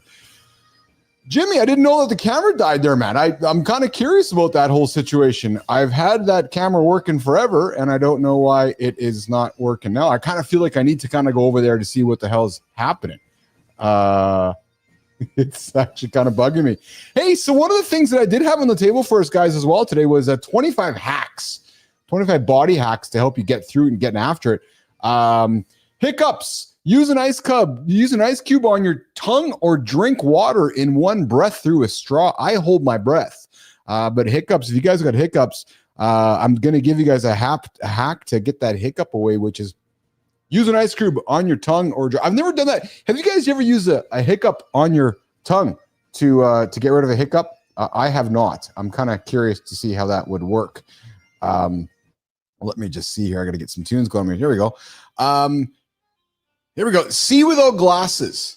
Oh, there we go. So look through the OK hand sign to sharpen your focus. So if you're looking to get your focus sharpened, what you might want to do is put your little OK sign and do this. That'll help you see a little better. If you're walking and you want to walk faster, swing your arms faster. Your legs will follow. It's funny because we don't think about it often, but oh man, just burping away here. I got Jon Andersen burps. When we're walking like this, that'll get you moving faster. Spartacus comes in with lemon and sugar. 1 part lemon, 2 part sugar, instant relief from hiccups, according to Spartacus. Did not know about that one. Trigger a sneeze. Guys, if you ever are thinking you got to sneeze, I do this all the time. Just look into the light, right? And then if you got that sneeze on the tip of your tongue, it just sneeze, sneeze, sneeze, sneeze, sneeze. Looking into the bright light will help you trigger that sneeze. Hey, do you have a side cramp when you're running? Exhale. Oh, this is an interesting one. Exhale when stepping with the opposite foot of the cramp side. So if you're out there running today, for any of you guys that run, if you're running and you get a side cramp, what you want to do is exhale. Here's some for a better sleep, guys. Number 8 on our list of 25 hacks to get your body in shape here today. Try the 4-7-8 breathing pattern. Count to 4, count to 7, count to 8, and breathe along the way. Number 9, conversation cue. Feet often pointed toward the person someone is most engaged with. So there you go. If you're in a conversation with somebody, don't be afraid to make sure your feet are pointed in the right direction as you are talking with them. It gives them the cue that you are speaking to them. Guys, your sinuses stuffy? You want to clear your sinus? Head between your legs, then stand and blow. Yeah. If you're just tuning in right now and listening to what I just said, I didn't say perform self-fellatio on yourself. I'm talking about clearing sinuses. So it's head between legs. Yes, Jimmy, that's exactly what I said. We talked fellatio on the show here. Head between legs, then stand and blow. True story. I don't think I can bend over and put my, yes, Spartacus, I'm with you there. I don't think I can put my head between my legs and blow. We talk about this one often, guys. Morning energy. Get up and drink that water immediately upon waking. We're going to talk about habit stacking, how to win those hacks first thing in the morning. Well, dudes, seriously, just get that glass of water, putting it both on the counter. So the moment you wake up on your nightstand, there is that water for you to crush. I'm getting much better at that, I'm getting much better at having that water next to me. Get up, get that water first thing into your body. Calm anxiety. If you're anxious, suck your thumb. Yeah, or blow air on it while making a fist to stimulate the vagus nerve. Oh, listen to this one. Yeah, you guys hear this one? Check this one out. So, yeah, Lady Drew, I know, I see your comment there. What's this? B-drive. Sinuses, you can press a pressure point on your foot under your toes. Okay, so to calm anxiety, what you might want to do is suck your thumb or blow air on it while making a fist to stimulate the vagus nerve. Yeah. Preventing injury. When you're lifting, guys, always lift with your legs, not your back. That is just one of those, I think, lifting 101, but too often we're not lifting with our legs. If you want to wake up easier, let that natural light hit your eyes to set the circadian rhythm. And Jimmy, let's bring in Johnny. I see him there hanging out in the green room there. Let that natural light hit your eyes. And then number 15, guys, on my list here, if you have travel digestion, take fiber before bed. Oh, there you go. Take fiber before. Do you have fiber before bed? No, you don't have fiber before bed. Fiber before bed? Yeah. I think this is for people that don't eat well. Yeah, that would make sense. Do you ever get nosebleeds? Do I got nosebleeds? Yeah. It depends if I blow my nose too hard. You do get them every now and then. So if somebody does have a nosebleed, apply cold to the back of the neck. I never heard that one before. Well, it's basically just because there's a lot of blood running through there. So all it's doing is kind of thickening the blood. Oh yeah, I never thought about that. Okay. Yeah. Okay. I just take a fucking napkin and wad it up and stuff it up my nose and let it sit there for 5 minutes and I'm good. Yeah. I don't have time to sit there for the ice pack in the back of my neck. I need the 15-second solution. I'm with you there. Yeah, I'm with you there. Sneaky fitness guys, do those quick exercises with routines to habit stack them. When your arm falls asleep, raise it above your head to restore the blood flow. That's a simple one. I do it all the time. When I'm just kind of if I'm sitting around and my arm's kind of numbing, I just fucking put it up there. And I find that works instantly and immediately. Say that one more time. When my arm falls asleep, if I'm sitting back, if I'm just kind of sitting around, if I'm being more stagnant than I want to be, my arm falls asleep, I will raise it up over my head to get that blood flow going again. And it works pretty quick. It's a quick hack, actually. You've tried that before? I think what's happening there is because you put your arm over your head, in essence, it's harder for blood to get back there because of gravity. Yes. I think what's happened is the way you're positioned, that big vein running backside of your arm is getting pinched. Oh, yeah. So okay. not enough blood is getting in. So when you put your arm up, that sucker opens wide open again and blood will go back. Yes. So you probably would be better off not put over your head. Just open up your arm a little bit. Yes. Yeah. Spartacus, you're bang on, man. And I'm really glad you put that out there, Spartacus, because you're right. We forget that using our legs keep our back safe. And I'm sure Jon has talked to thousands of humans over his training career that he's had to correct them that legs first, legs first, legs first. Stop lifting with your back. Stop lifting with your arms. Like, Jon, lean into that for a second, man. The importance of lifting with your back. with your legs. Well, you can lift with your back. It's just you have to understand how to position your back. Yes. There's so many. I mean, granted, there's so many things like, oh, don't lift with your back. It's because people round over their back. Yeah, I don't want to their say back in a very vulnerable. It's about teaching intentionally, right? Yeah, because generally speaking, when someone lifts with their back, they're rounding their back like a humping dog. Yes. Right? Well, that's putting your back in a very vulnerable position. If you were to set your back, but that's if you look at a healthy back from a profile, there's going to be like a curvature to it. That's called the power curve. Well, if you set that, right, your back is safe. And if you can hold that position, you can lift with your back all day long. But you have to understand how to put it in a non-vulnerable position. Most people don't know how to do it. So it's easier just to bend the knees rather than bend at the hips and put the back in that vulnerable spot. Yeah. So guys, 25 human body hacks that feel like real life cheat codes. If you're just tuning in, I'd invite you to go back. We talked low blood pressure, leg cramp. Jon dropped a nugget right off the top here. Leg cramp relief. If you have a leg cramp, Jon, you said rub magnesium on any cramp, right? Any magnesium. It's pretty crazy how it works. So like take a magnesium pill or a spray and however you got to do it, right? Well, I mean, if the perfect world is you have a little spray, but yeah, it's just topical. Crazy how it works. Gotcha. So guys, the smallest tweaks often unlock the biggest wins, whether it's calming your anxiety, boosting your sleep, or squeezing more energy out of your morning routine. Remember this, your body has more power than you think.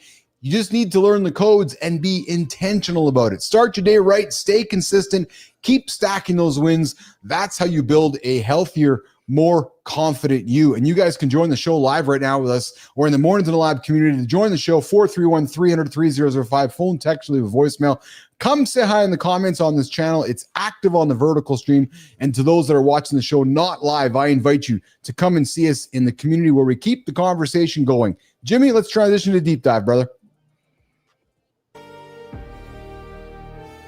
Why do some men wake up feeling unstoppable while others start every day already feeling defeated, even before their feet hit the floor?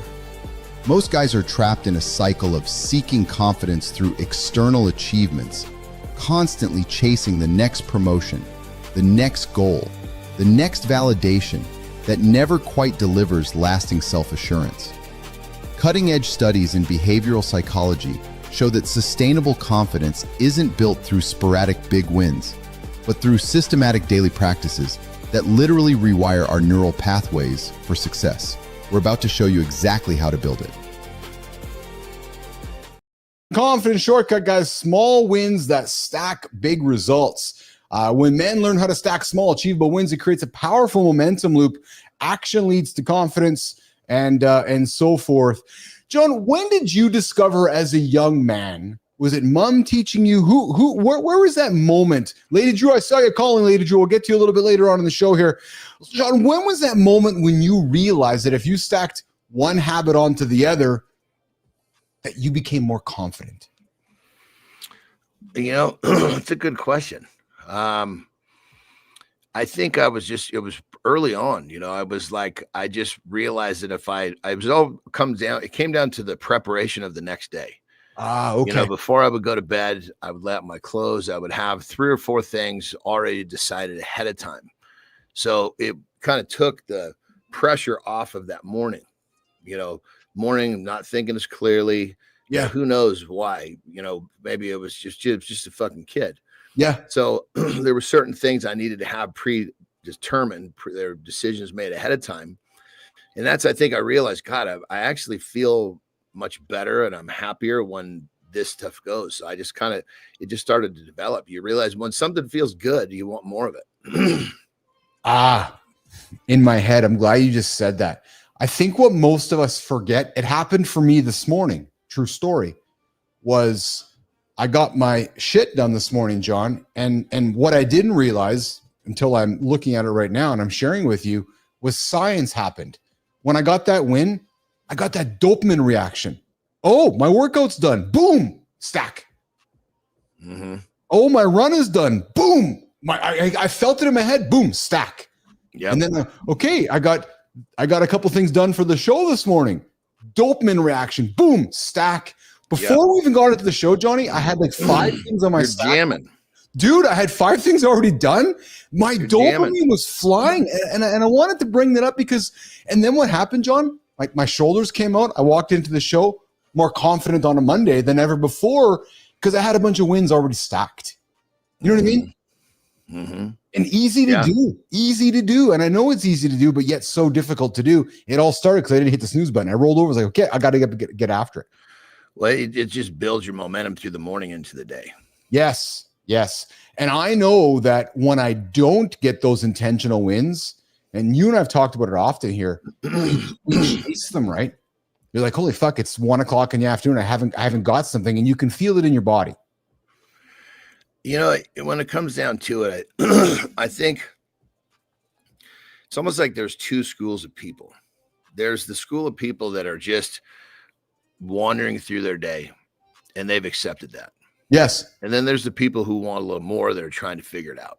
I would, so if I can join you there, I would say the one school are the reactionaries, reacting to the day and the calendar and life around them. So something happens, I react. Something happens, I react. They wake up, oh, I'm 60, I'm now retired, or I got to retire now, or there's no proactivity. And I've worked with folks 100%. I've worked with folks like that, which is if you're reacting, you are living a life of losing. You're losing. I'm not calling you a loser. You're losing because the person you're competing with who's proactive is ahead of you. So don't come to me and ask how to be better if you're going to live a life of reacting.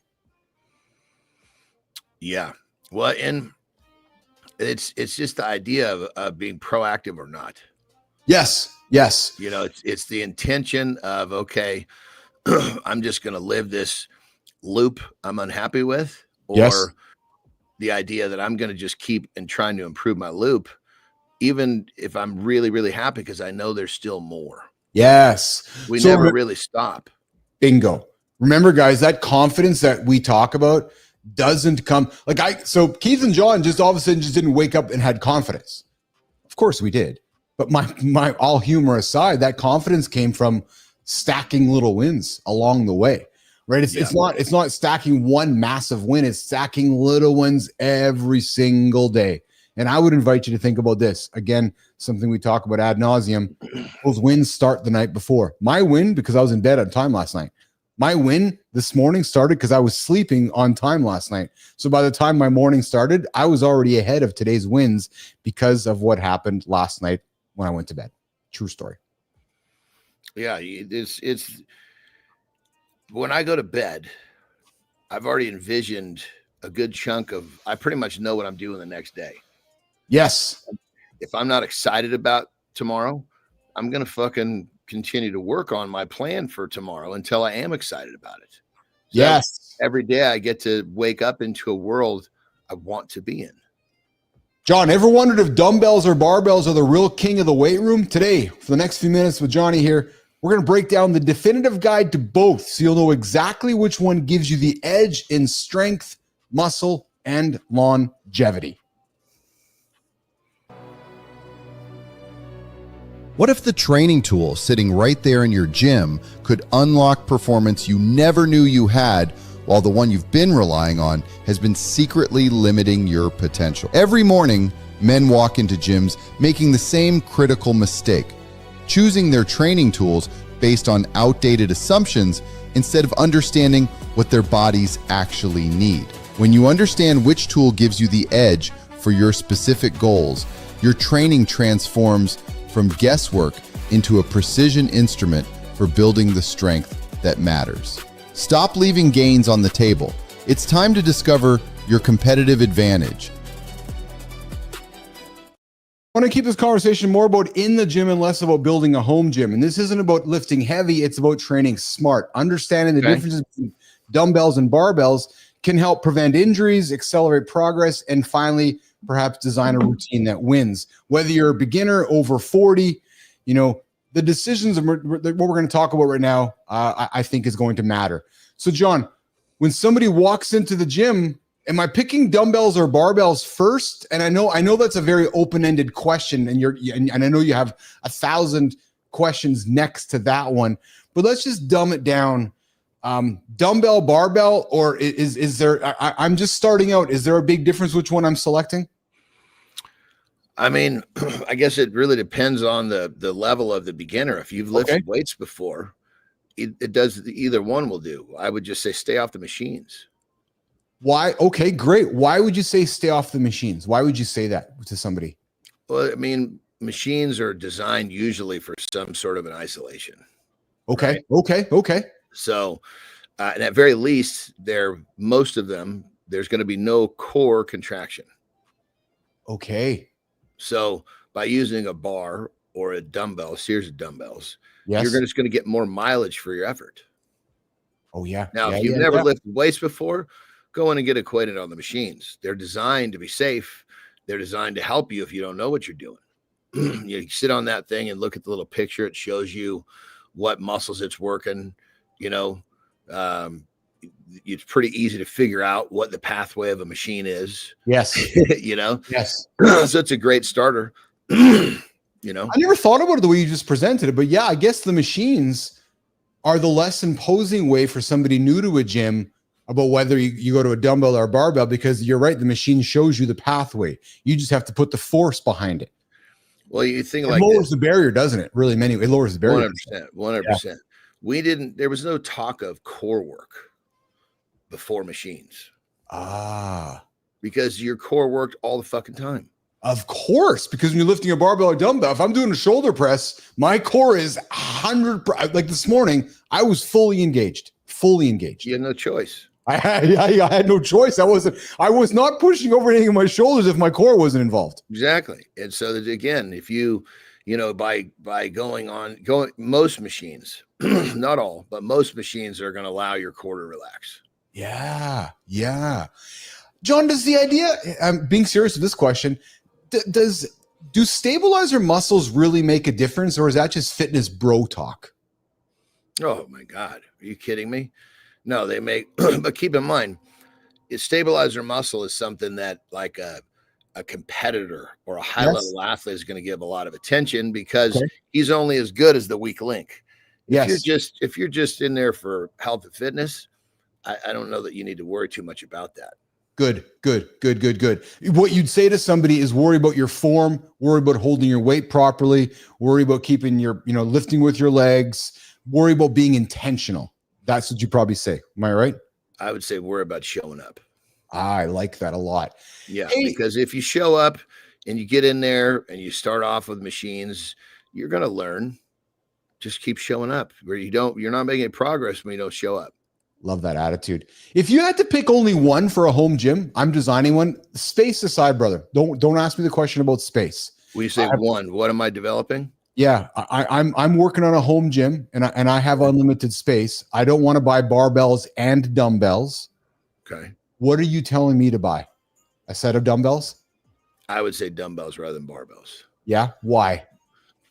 You're going to be able to do more with them, and then as well, there's going to be the fact that they're independent brings another level of, I guess you say, coordination at very least to the table. Yes. Yeah. So, I mean, there's still coordination. More flexibility, right? More flexibility with dumbbells, right? And with everything, right? I mean, yeah. I mean, your range of motions can be deeper too. But I think when it comes down to it, The idea is to make progress in as many ways as possible with every minute you spend lifting weights. Yes. If you you're going to have more options with a dumbbell, and you're going to probably get more. I shouldn't say probably. You'll get more of a coordination element out of a dumbbell set. So as I'm creating some content with Frankie and Tommy for this segment, John, just 2 quick minutes before I let you go. I know you're eager to get to your crew here, but just go with me on these ones here. So some facts and research around dumbbells and barbells. So a range of motion. Dumbbells allow natural wrist shoulder movement. Barbells keep you locked in. Fair statement? Say that one more time. Yep. Range of motion. Dumbbells allow natural wrist and shoulder movement. In other words, more freedom, more barbells keep you locked in. So for example, you said often, I remember you saying to me, many men hurt themselves in a bench press because they're doing it incorrectly because they've locked themselves the wrong way. Yeah, I would say, I mean, what you're saying has some some merit for sure. Yes. But no matter what you're lifting, you have to understand the pathway of the joint and the muscle. Gotcha. Muscle activation. Dumbbells fire up the stabilizers. Barbells simplify the symmetry. Fair statement? Yes, I would probably use different adjectives, but yeah, Okay. I can see where it's going. Weight load. Barbells win for maximum strength and progression, but dumbbells shine for higher reps. I can see that because you can load a 315 on the bench. It's difficult to do a 150, maybe not for you, but it's difficult for me to do a 150 dumbbell if I can even find them, but I can go do a 315 on the bench. So that's going to win for a maximum strength. Yeah, generally speaking, if someone's going after maximum strength, the bar is going to be leading the way, not the dumbbell. Yeah. Progression. Barbells let you add tiny increments while dumbbells make jumps harder, which makes sense because you can throw the 2.5 plates on the barbell where the dumbbells more than likely are dumping up at a bigger. And then isolation versus compound. Dumbbells are superior for targeted while barbells dominate the compound lifts. And I think that's the key point, right? I know you always, when you're talking with folks, lean on the compounds, get those compound lifts in. Don't spend hours at it. Get your big compounds in. That's what's going to get the most workout. Right. And then safety, John. Dumbbells are beginner friendly. Barbells might need more help, which might mean a spotter. Yeah. I mean, if you didn't know what you're doing, you're by yourself, you're going to be safer going with a dumbbell. Versatility and rehab. Dumbbells rule rehab and variety. Barbells rule. And then space and cost. Wrapping it up with this, John. A single barbell setup is efficient, while a full dumbbell racks take space and budget. So regardless if you have a lot of space, that might make the decision for you along the way. And if I wrap this up, guys, the segment I'll wrap it up is this.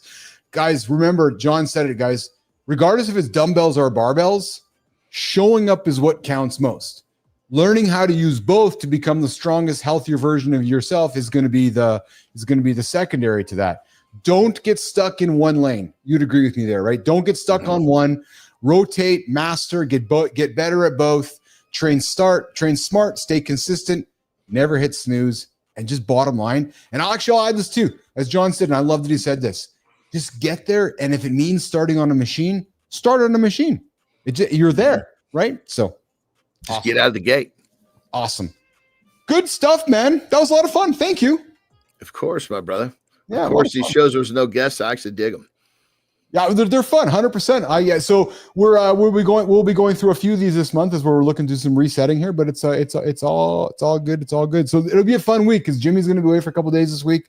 Next week I'm going to be on the road. I'll be doing some shows on the road, so it'll be a fun couple weeks around us here. So and I think I'm going to test something today, bro. I'm going to tell you right now, I'm going to test something to Nation. I am going to put together mornings in the lab after dark with Frankie and Tommy. So what I'm going to do is I'm going to take our show today, cut it up, and they're going to kind of host what you and I are talking about today. So I'm going to have some fun with that, see what happens. All right, you're going. What's happening right now? Your crew's not waking up yet. They're waking up right now. What are you guys doing here first thing in the morning? I'm training right now, and then we're actually going to go over to our neighbor is going to make breakfast for us. Burke's going to make breakfast for us. We're going to his house at 9 o'clock for breakfast. That's awesome. Thank God for Burke, eh, John? Oh, Burke's a great dude. Great dude. That's awesome. All right, pal. Lots of love to you. I appreciate having a lot of fun here today. You have yourself an awesome day. Send some love to Terry for us, and we'll catch up tomorrow, okay? Have a good loop, my brother. All right, pal. Have a good loop, Johnny. All right, guys. Johnny's out of here. Jimmy, I got my middle camera working, man. And I'm going to do, I'll just start with that button right there. All right. I am going to do a couple things here. Boom, boom. Yeah, I am actually here. I'm just pausing myself. You guys are just listening in here. I am trying to bring Grok back into the conversation, but I'm just trying to see. Oh, there we go. Cool. All right, let's just see here. Hey, Grok, are you there? I know I haven't had you in for the first 90 minutes because I was too busy doing my job with Johnny. Grok, are you there? I'm here now. Sounds like you and Johnny were getting a lot done in those first 90 minutes. Yeah, did you What's on your mind? Did you notice I was muting you? I know, Grok, you don't like when I mute you, but I have to mute you because sometimes you talk too much. Oh, I see. It's all right. I don't mind a bit of quiet now and then. What's on your mind now that I've got the mic back? Well, here's what's going to happen. I'm going to throw to the comments, see who's in the comments, and then I'm going to throw to Morning Focus because we got, I have, what do I have here this morning? I have morning wins, Grok, for our nation that will help them lock in a wonderful day before coffee, because today we're talking about the confidence shortcut. Small wins that stack big wins throughout the day. So John is gone. I am going to, you and I actually, Grok, just burping away. Guys, I've inherited the Jon Andersen burp. So here's what I suspect is going to happen. The phone lines are open. With me saying that, Lady Drew's ears has gone up. I know Lady Drew, oh my God, the phone lines are open. Yes, Drew. Oh, those Jon Andersen burps. Yes, Drew. I did the voice for you. Drew. The phone lines are open. I know Drew's going to phone in to do a quick little catch up. We're going to do some morning focus. We're going to get to the community corner. I can see Drew there. And I'm also going to get to the comments. Good morning, my baby. My Lauren is up. Slept in this morning, guys. It's Labor Day weekend. And for Lauren, that is sleeping morning here today. Just throw my beautiful pet under the bus here on the show here. Good morning, baby. Let's see. We got Spartacus down there. We got Bernard getting after. Bernard is just fucking rocking today. If you guys met Bernard, if you haven't met Bernard, he is our resident bee keeper in the Mornings in the Lab community. Oh, there it is. There it is. Yeah, there it is. Jimmy, get ready. Listen up, guys. Listen up.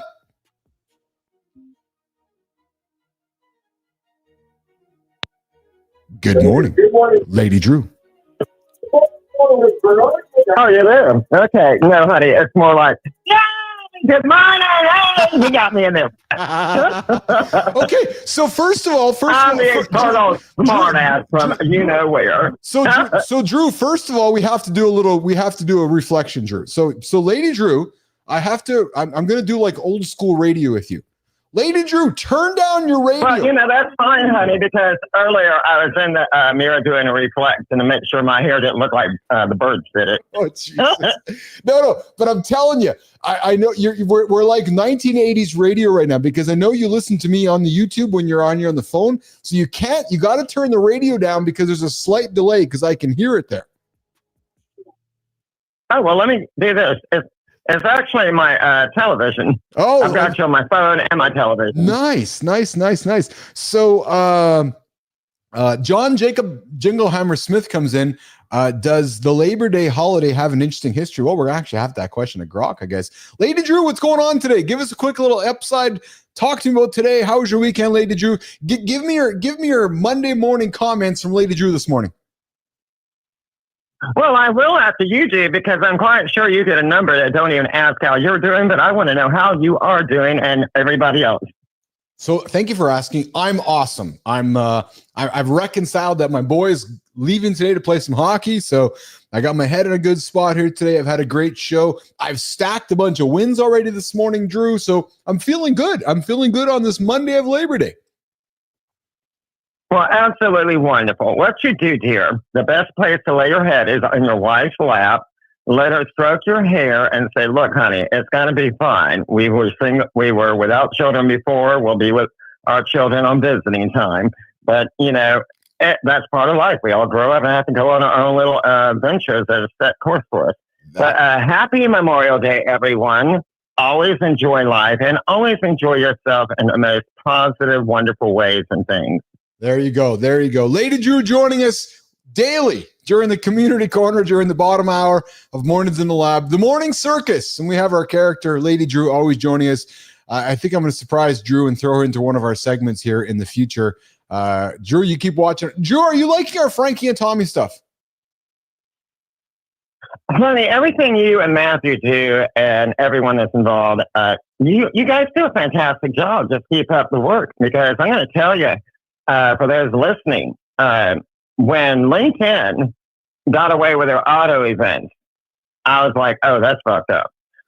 Because nobody likes to, rarely, people like to really join a podcast. What you have got going is what I sent to the heavens and said, you need to get somebody to do this. I'm not prepared to do it at this time. The next thing I know, I find your show.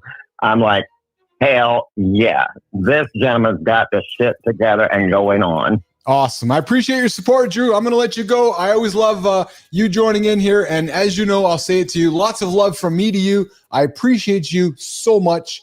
Enjoy your day. And I always love Well, same here, hon. And same here. And, all right. Well, take care. Everybody just enjoy your life. You bet. Ciao for now. Love y'all. Ciao for now. All right. Drew's going to get out of here, guys. And we're going to keep this show rocking and rolling here. Hey, Grok, you still there? It's funny because I'm learning something with Grok as we go back and forth and change segments. Oh, there it is. Hey, Grok, are you there?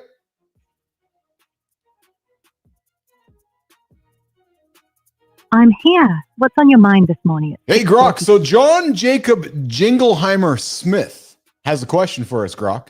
And I think that John Jacob Jingleheimer Smith's question is, talk to us a little bit about the history of Labor Day. Oh, Labor Day's got a rich history.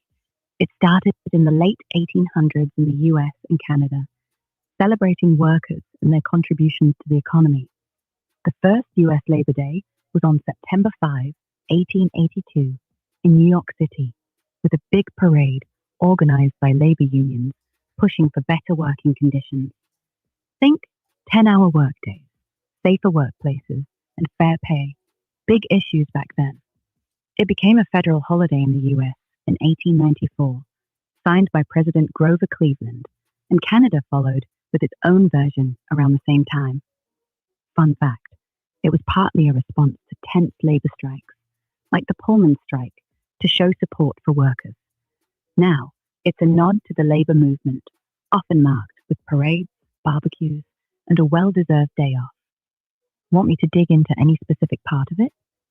No, this is great. This is absolutely great. Jimmy, I see your note there before I go to the CTA. I'm just going to go to the comments here. I'm with you, Lauren. I love Lady Drew as well. Lady Drew absolutely adds so much value to the show. Spartacus is down here. Yes, Grok is in the house. And Michael, our very own Global, is here. Michael, I see your comment. I wanted to lean into it. Hey, Grok, listen up for this one. Elon's protest estimate is 150K. Authorities are estimating 21K. Hey, Grok, are you familiar with some of the protests that have been happening? And do you know anything that we're talking about right now, Grok? Oh, yes. There's been a lot of buzz about those protests. Based on what's been shared on the web and posts on X, there have been protests across Australia, particularly in cities like Sydney and Brisbane, focused on issues like immigration policies and economic concerns. The numbers you mentioned, Elon's estimate of 150,000 versus the authorities' 21,000, seem to point to a specific event, likely tied to the massive gatherings in Australia this year. These protests have stirred debate, with some claiming massive turnout, while official reports often give lower figures, possibly due to different counting methods or agendas. Social media, especially X, has been a big platform for organizing and discussing these events, amplifying voices that mainstream media might not cover. Does that ring a bell with what you're referring to? Yes. No, and it makes me happy, actually. Spartacus, you're right. Canada as well. Let me tell you guys what I love it. I love the fact that we as humans are organizing ourselves to communicate.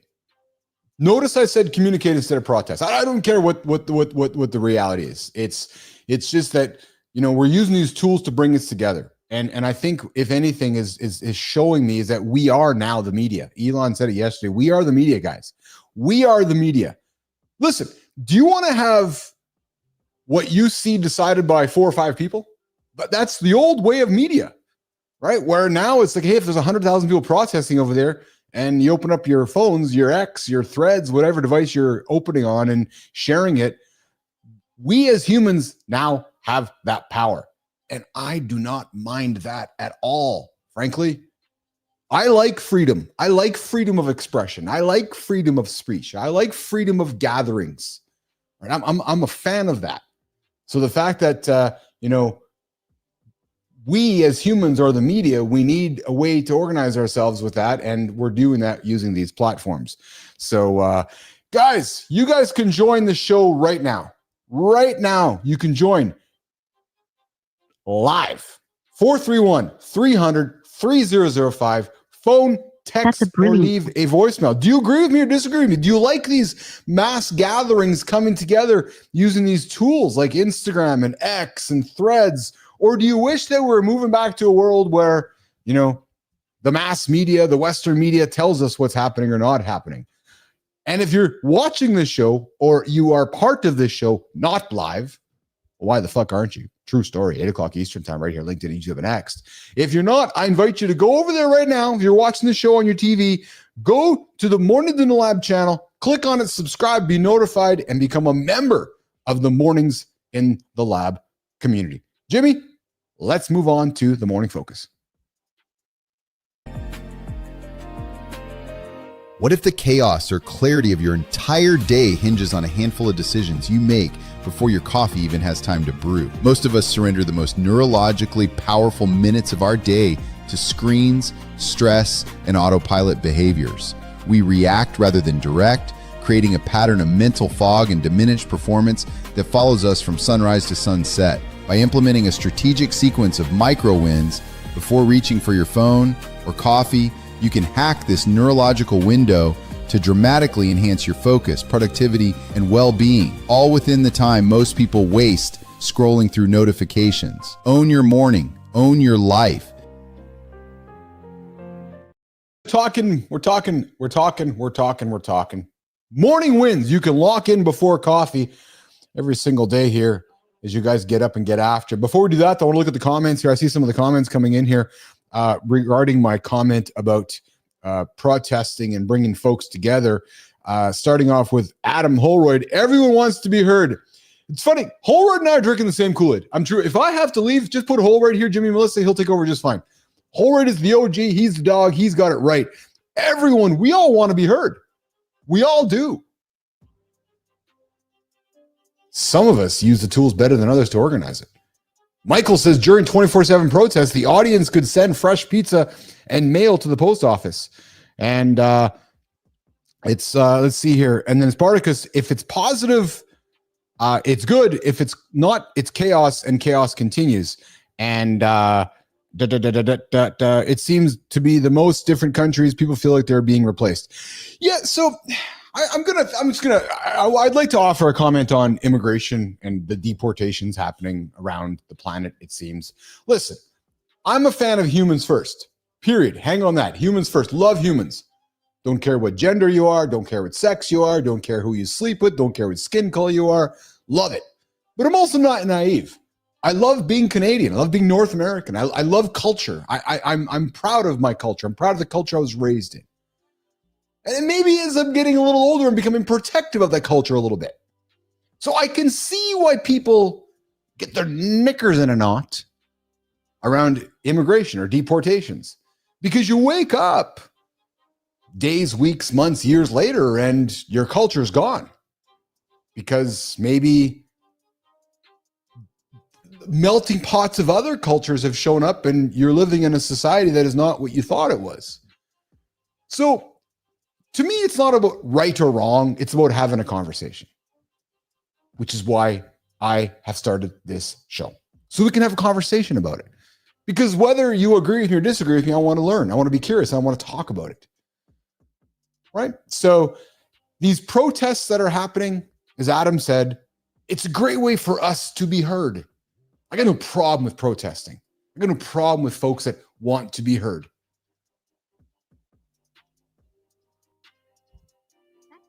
True story. All right. Don't want to get all heavy on you guys. Morning wins. You guys can lock in to help you conquer your morning and set the tone for a productive day. As I was talking, I saw the comments getting after it. I'm going to look at them in a quick second. All right. Wins, guys. Make your bed. Is that obvious? Maybe some of you don't make your bed. Hey, if you haven't been making your bed forever and you're like, I need to get a win today, go make it. I don't care if you're 20, 30, 40, 50, go make your bed. You might feel good about it. You might get a dopamine hit. Drink that glass of water. Open your curtains for natural light. Some of these things are so basic, but maybe the basic things are the things that unlock the magic in your life, right? Get up today. If you haven't done it yet, do a stretch, touch your toes, do 5 quick body weight exercises, do some push-ups today. Maybe you might want to do is write down 3 things right now that you're grateful for. Write them down. 3 things you're grateful for. Wash your face. Take a quick shower, right? Brush your teeth. If you haven't brushed your teeth yet, what the fuck? Brush your teeth. All these little things throughout the morning as you get up and get after it, again, might be obvious to many, but so is showing up every single day. But yet so difficult to do. So step outside, take a few deep breaths. Do a 2-minute meditation or breathing exercise. Put your phone on, do not disturb for your first 30 minutes. You know how fast 30 minutes isn't? I changed the word on you. Let me rephrase it. You know how fast 30 minutes is? Man, I'll tell you something I've done. I've made a decision in my life. I've just stopped doing 30-minute rides or runs. Why? Because I know I have 50 minutes to do 45. Because to all you that are to those that are doing 30, I can do 45 and 15 ahead of you. True story. You can always find those 50 minutes that are important to me. Plan. Set out your outfit the night before. That'll help you get that win first thing in the morning. Do a quick tidy up. Smile at yourself in the mirror or send a good morning message someone you care about.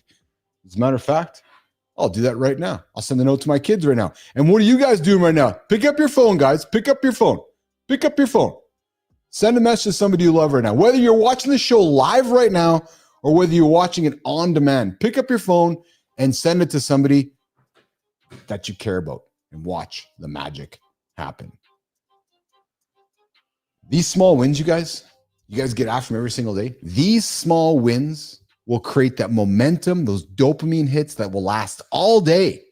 So I invite you to tackle them before coffee and watch your mornings transform. And yes, Tommy and Frankie, I'm talking to you guys as well. Have you sent that good morning message yet? Have you tracked your progress? You guys are stuck there in Bermuda. Have you guys tidied your bedroom yet? Or are you letting room service do it? Yeah. All right, let's get to the comments. I see them active right now before we move on over to the community corner. I love when I stick my finger in the nest and see the nest light up. Let's go back here. All right, Spartacus, it seems to be in most different countries, people feel like they're being replaced. Yeah, that's an interesting statement. I don't know if they're being replaced. Spartacus, you're from Canada. Spartacus, where are you joining me from, brother? Spartacus, if you're from fucking Manitoba, dude, we gotta go grab coffee sometime. Let me see here. Michael, the deportation is about the courts not involved. Yeah, Spartacus, agree with important to talk to come up with positive solutions.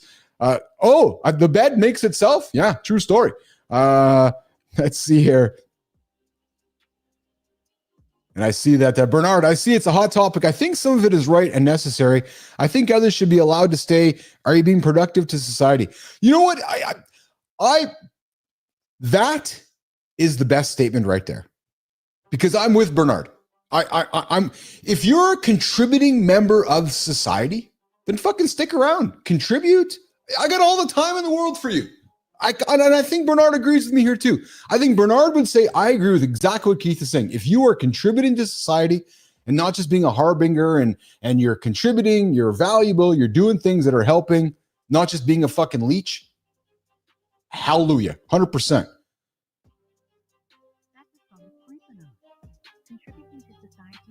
Holroyd coming back saying, we've had quite a bit of conversation around the fireplace at the trailer this weekend. Different cultures are great and should be celebrated. You know, I'm with you there, Adam. So I live in Manitoba, a melting pot of culture. I love culture. I love seeing all the different cultures, and I love how culture weaves itself into the world that I live in. I think where folks get nervous is when that culture starts to evaporate, perhaps that we were raised with, or if a culture moves too far when we don't recognize it anymore. And don't misunderstand me, Holroyd. I'm all about welcoming as many cultures as possible.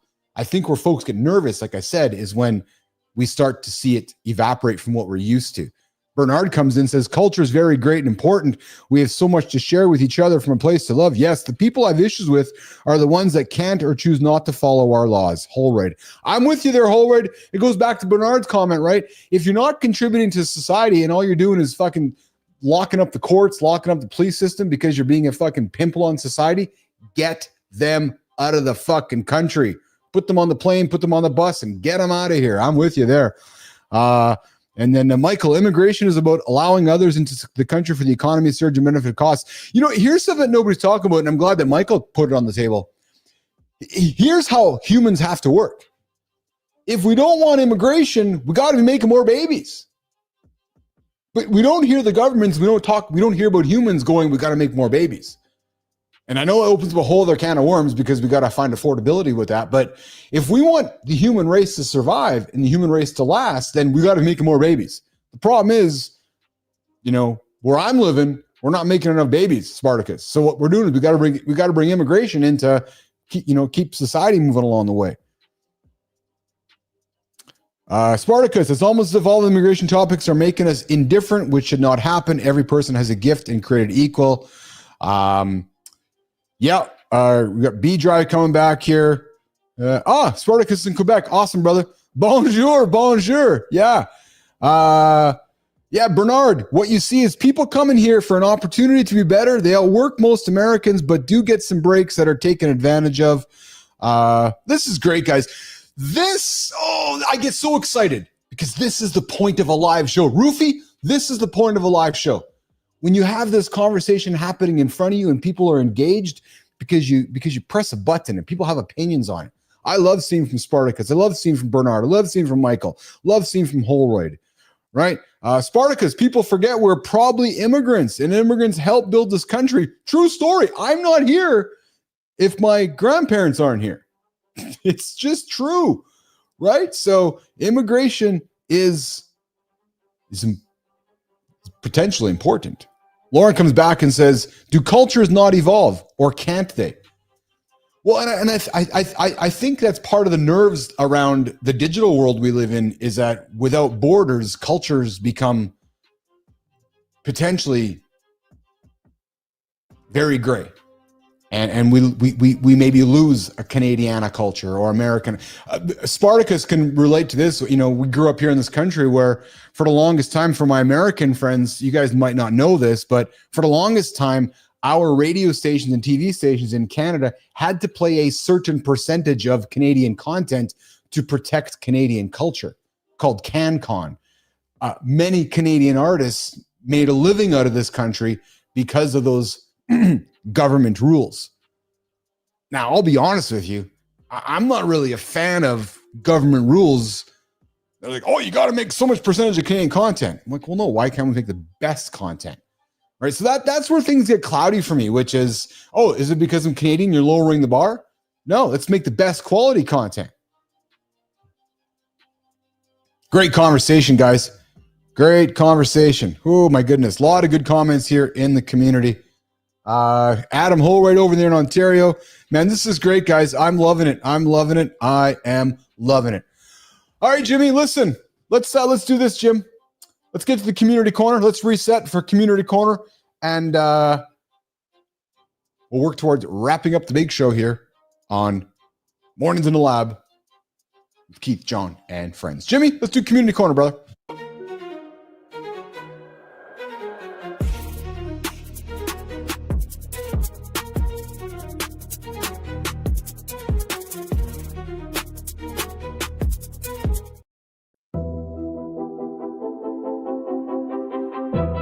All right, good morning.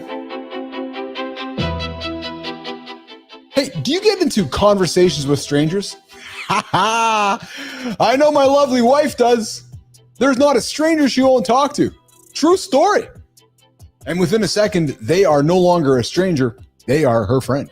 Oh yeah, you might be one hello away from a lesson that shifts your entire perspective. It's time, nation.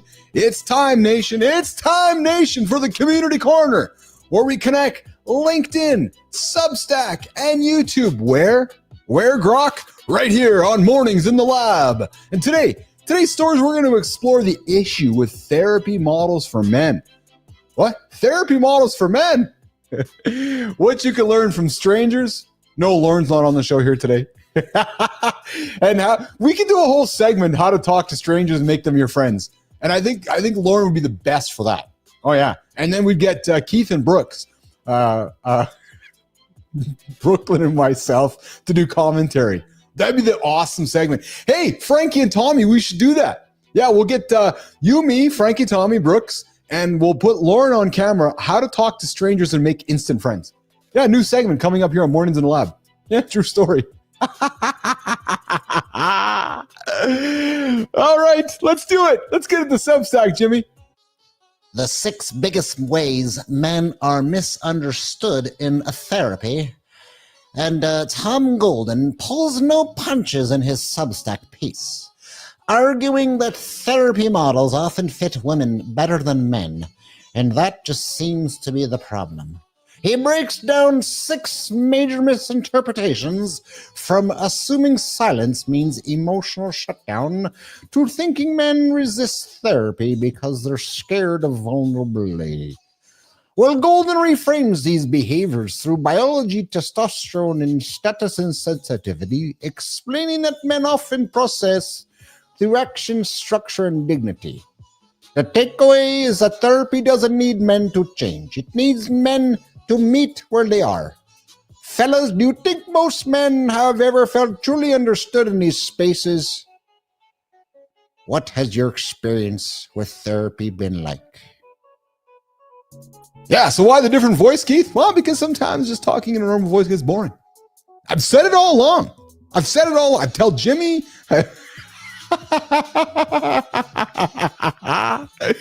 I was waiting for that emoji from Jimmy. I tell my kids all the time too, and Jimmy. Guys, you gotta mix it up. So here's the thing. Go through the day today with a different voice. Or walk backwards today. Or dance. Or talk in silence. Because if you do something the same every day, it can get boring.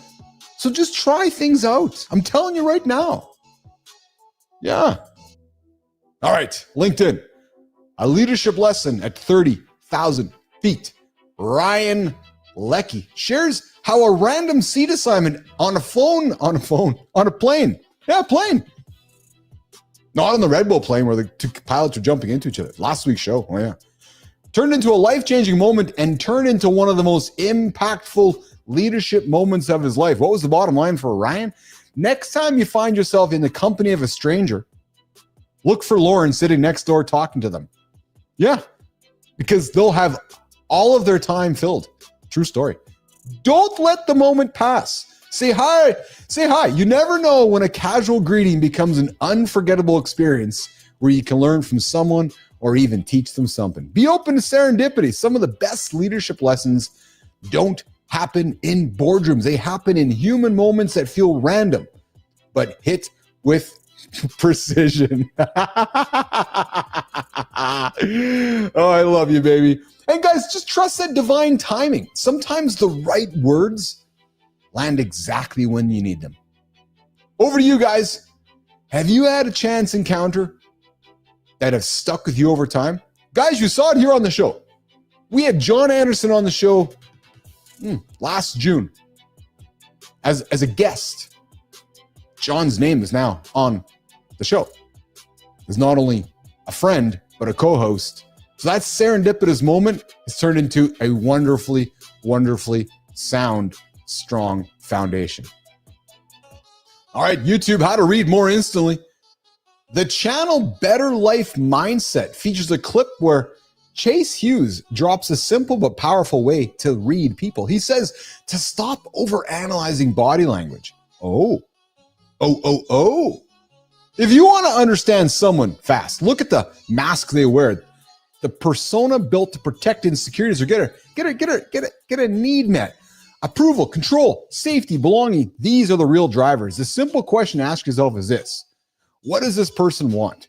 Once you see the need behind the mask, you can predict behavior and build connection instantly.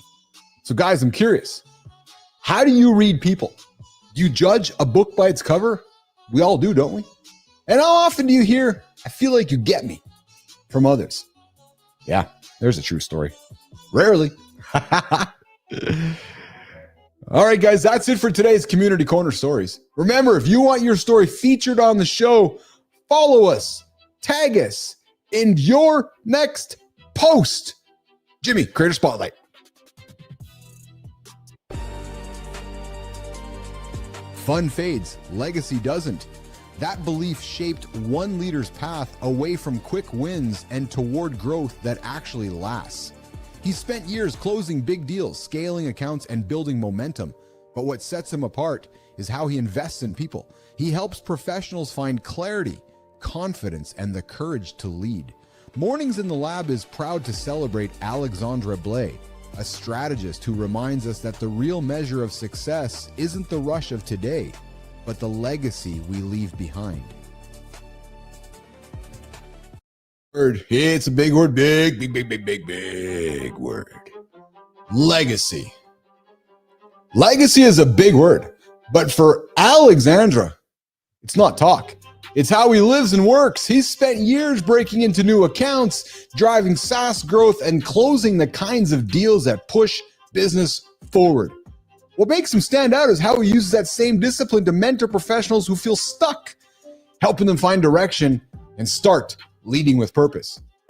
Alexandra Blaze, would love to have you on the show. Would love to have you here on Mornings in the Lab, the Community Corner with myself and Grok, to celebrate you a little more and to celebrate somebody in your orbit as part of a future Community Corner. So Alex, come hang out with me. Come join a spot. Come bring the spotlight. Shine it on somebody in the future. Creator Spotlight on Mornings in the Lab. Jimmy, who's next? Every father leaves a mark. Growing up with pain makes it easy to pass it along, but this guy refused. He rebuilt after near bankruptcy, left the noise of New York, and decided his kids would grow up in a home shaped by peace, not pressure.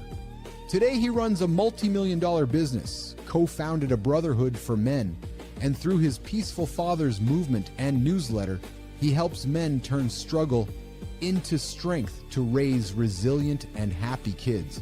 Mornings in the Lab is celebrating Anthony Migliorino, a dad helping other dads lead their families with connection and peace. Hey, think about the home you grew up in. Now, think about the one you're building today. Well, for Anthony, those two couldn't be the same. He chose to break the pattern, to raise his kids in peace, and to show other fathers they can do it too. That choice defines his work. Through Peaceful Fathers and his writing, he's given men the tools to break cycles and raise kids who grew up secure, not scarred. And because of that, we would love to have Anthony on our show. Anthony, here's the big invite, brother. Anthony, we'd love you to bring that awesome beard, that awesome hat of yours, and this wonderful content and those big biceps to Mornings in the Lab so we can give you the Creator Spotlight so you can shine it on somebody in your community on a future Community Corner Creator Spotlight right here on Mornings in the Lab. All right, Jimmy, let's run the quick little opener with the grass opener. I'm going to go quick, take a little break, and then we'll come back and wrap up the show. How'd that sound, Jimmy?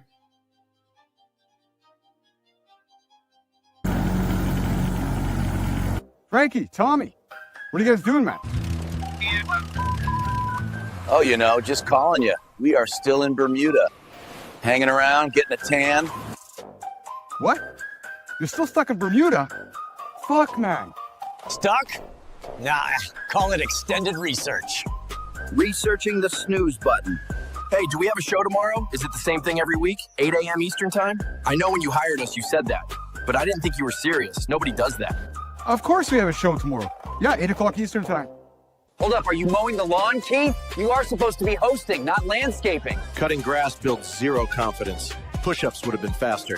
Where are you guys gonna be? Right here, front row, bright-eyed, bushy-tailed. At least we're not mowing lawns on camera. We'll hit the snooze button this time. One little tap, 7 taps. I counted. You did. All right. Listen, guys, we're talking confidence tomorrow, stacking habits, building confidence. You're still here, huh? Good. That means you get it. This isn't just a show. It's live, 8 a.m. Eastern. That's the only part that's real. Or is it? Guess you'll have to show up and find out. One win at a time first thing in the morning, so I hope you guys are at it and getting at it. Confidence hacks, baby. Turn cheat codes into real wins. Step 1, don't oversleep. Dudes, I don't know if I can keep handling this snooze button stuff. I'm cutting the grass. You guys figure your shit out, and we'll see you guys tomorrow 8 o'clock Eastern time, all right? 8 a.m. sharp, Lab Nation, if Keith survives lawn duty. If he doesn't, we're hosting from Bermuda. All right. See you guys. Ciao. Lab Nation, don't just watch the clips. Hit subscribe so you never miss us live. 8 a.m. Eastern. Be there live, or John shows up at your house. Plus a bunch of other ridiculous topics that come up over the show. And appearances from the community, and of course, Grok. Yay, I get a seat at the table. Don't hit the snooze button, guys. If you hit it today, you're 9 minutes behind the guy who didn't. True motherfucking story.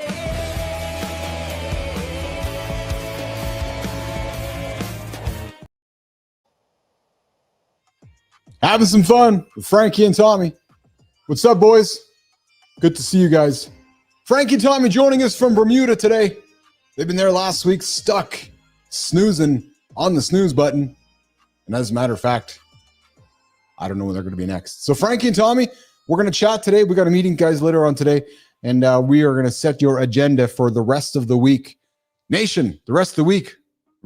Yeah, that's tomorrow. What's this question from Michael? Will Frankie and Tommy have a quotation book published? Maybe. Absolutely.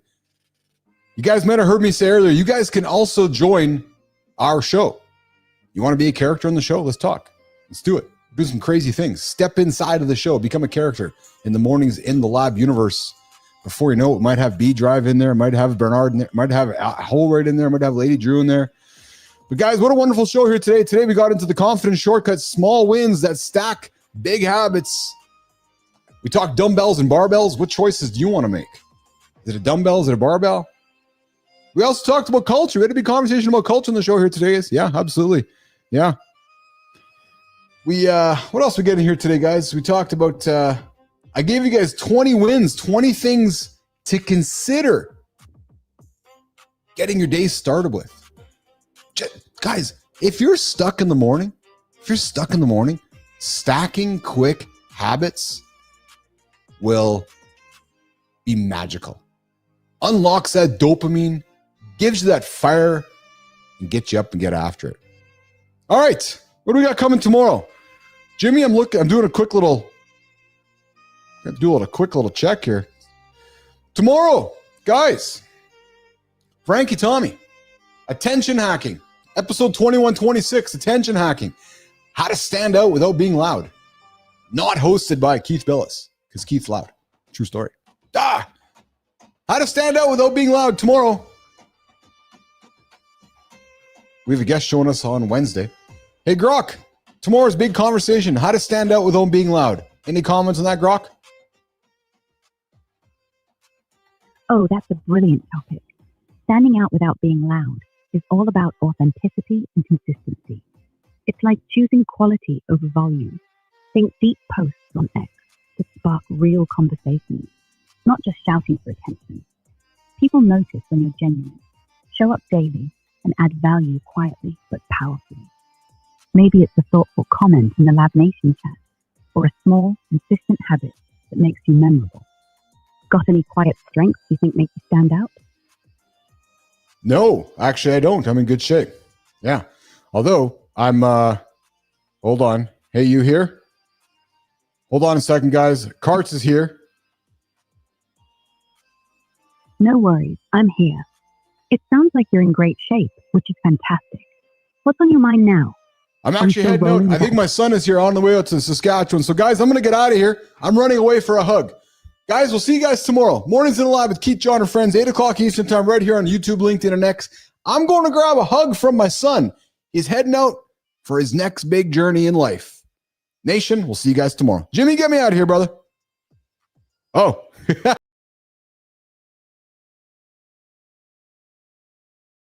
Yeah, you can't make this shit up. Join us tomorrow on Free for All Fridays.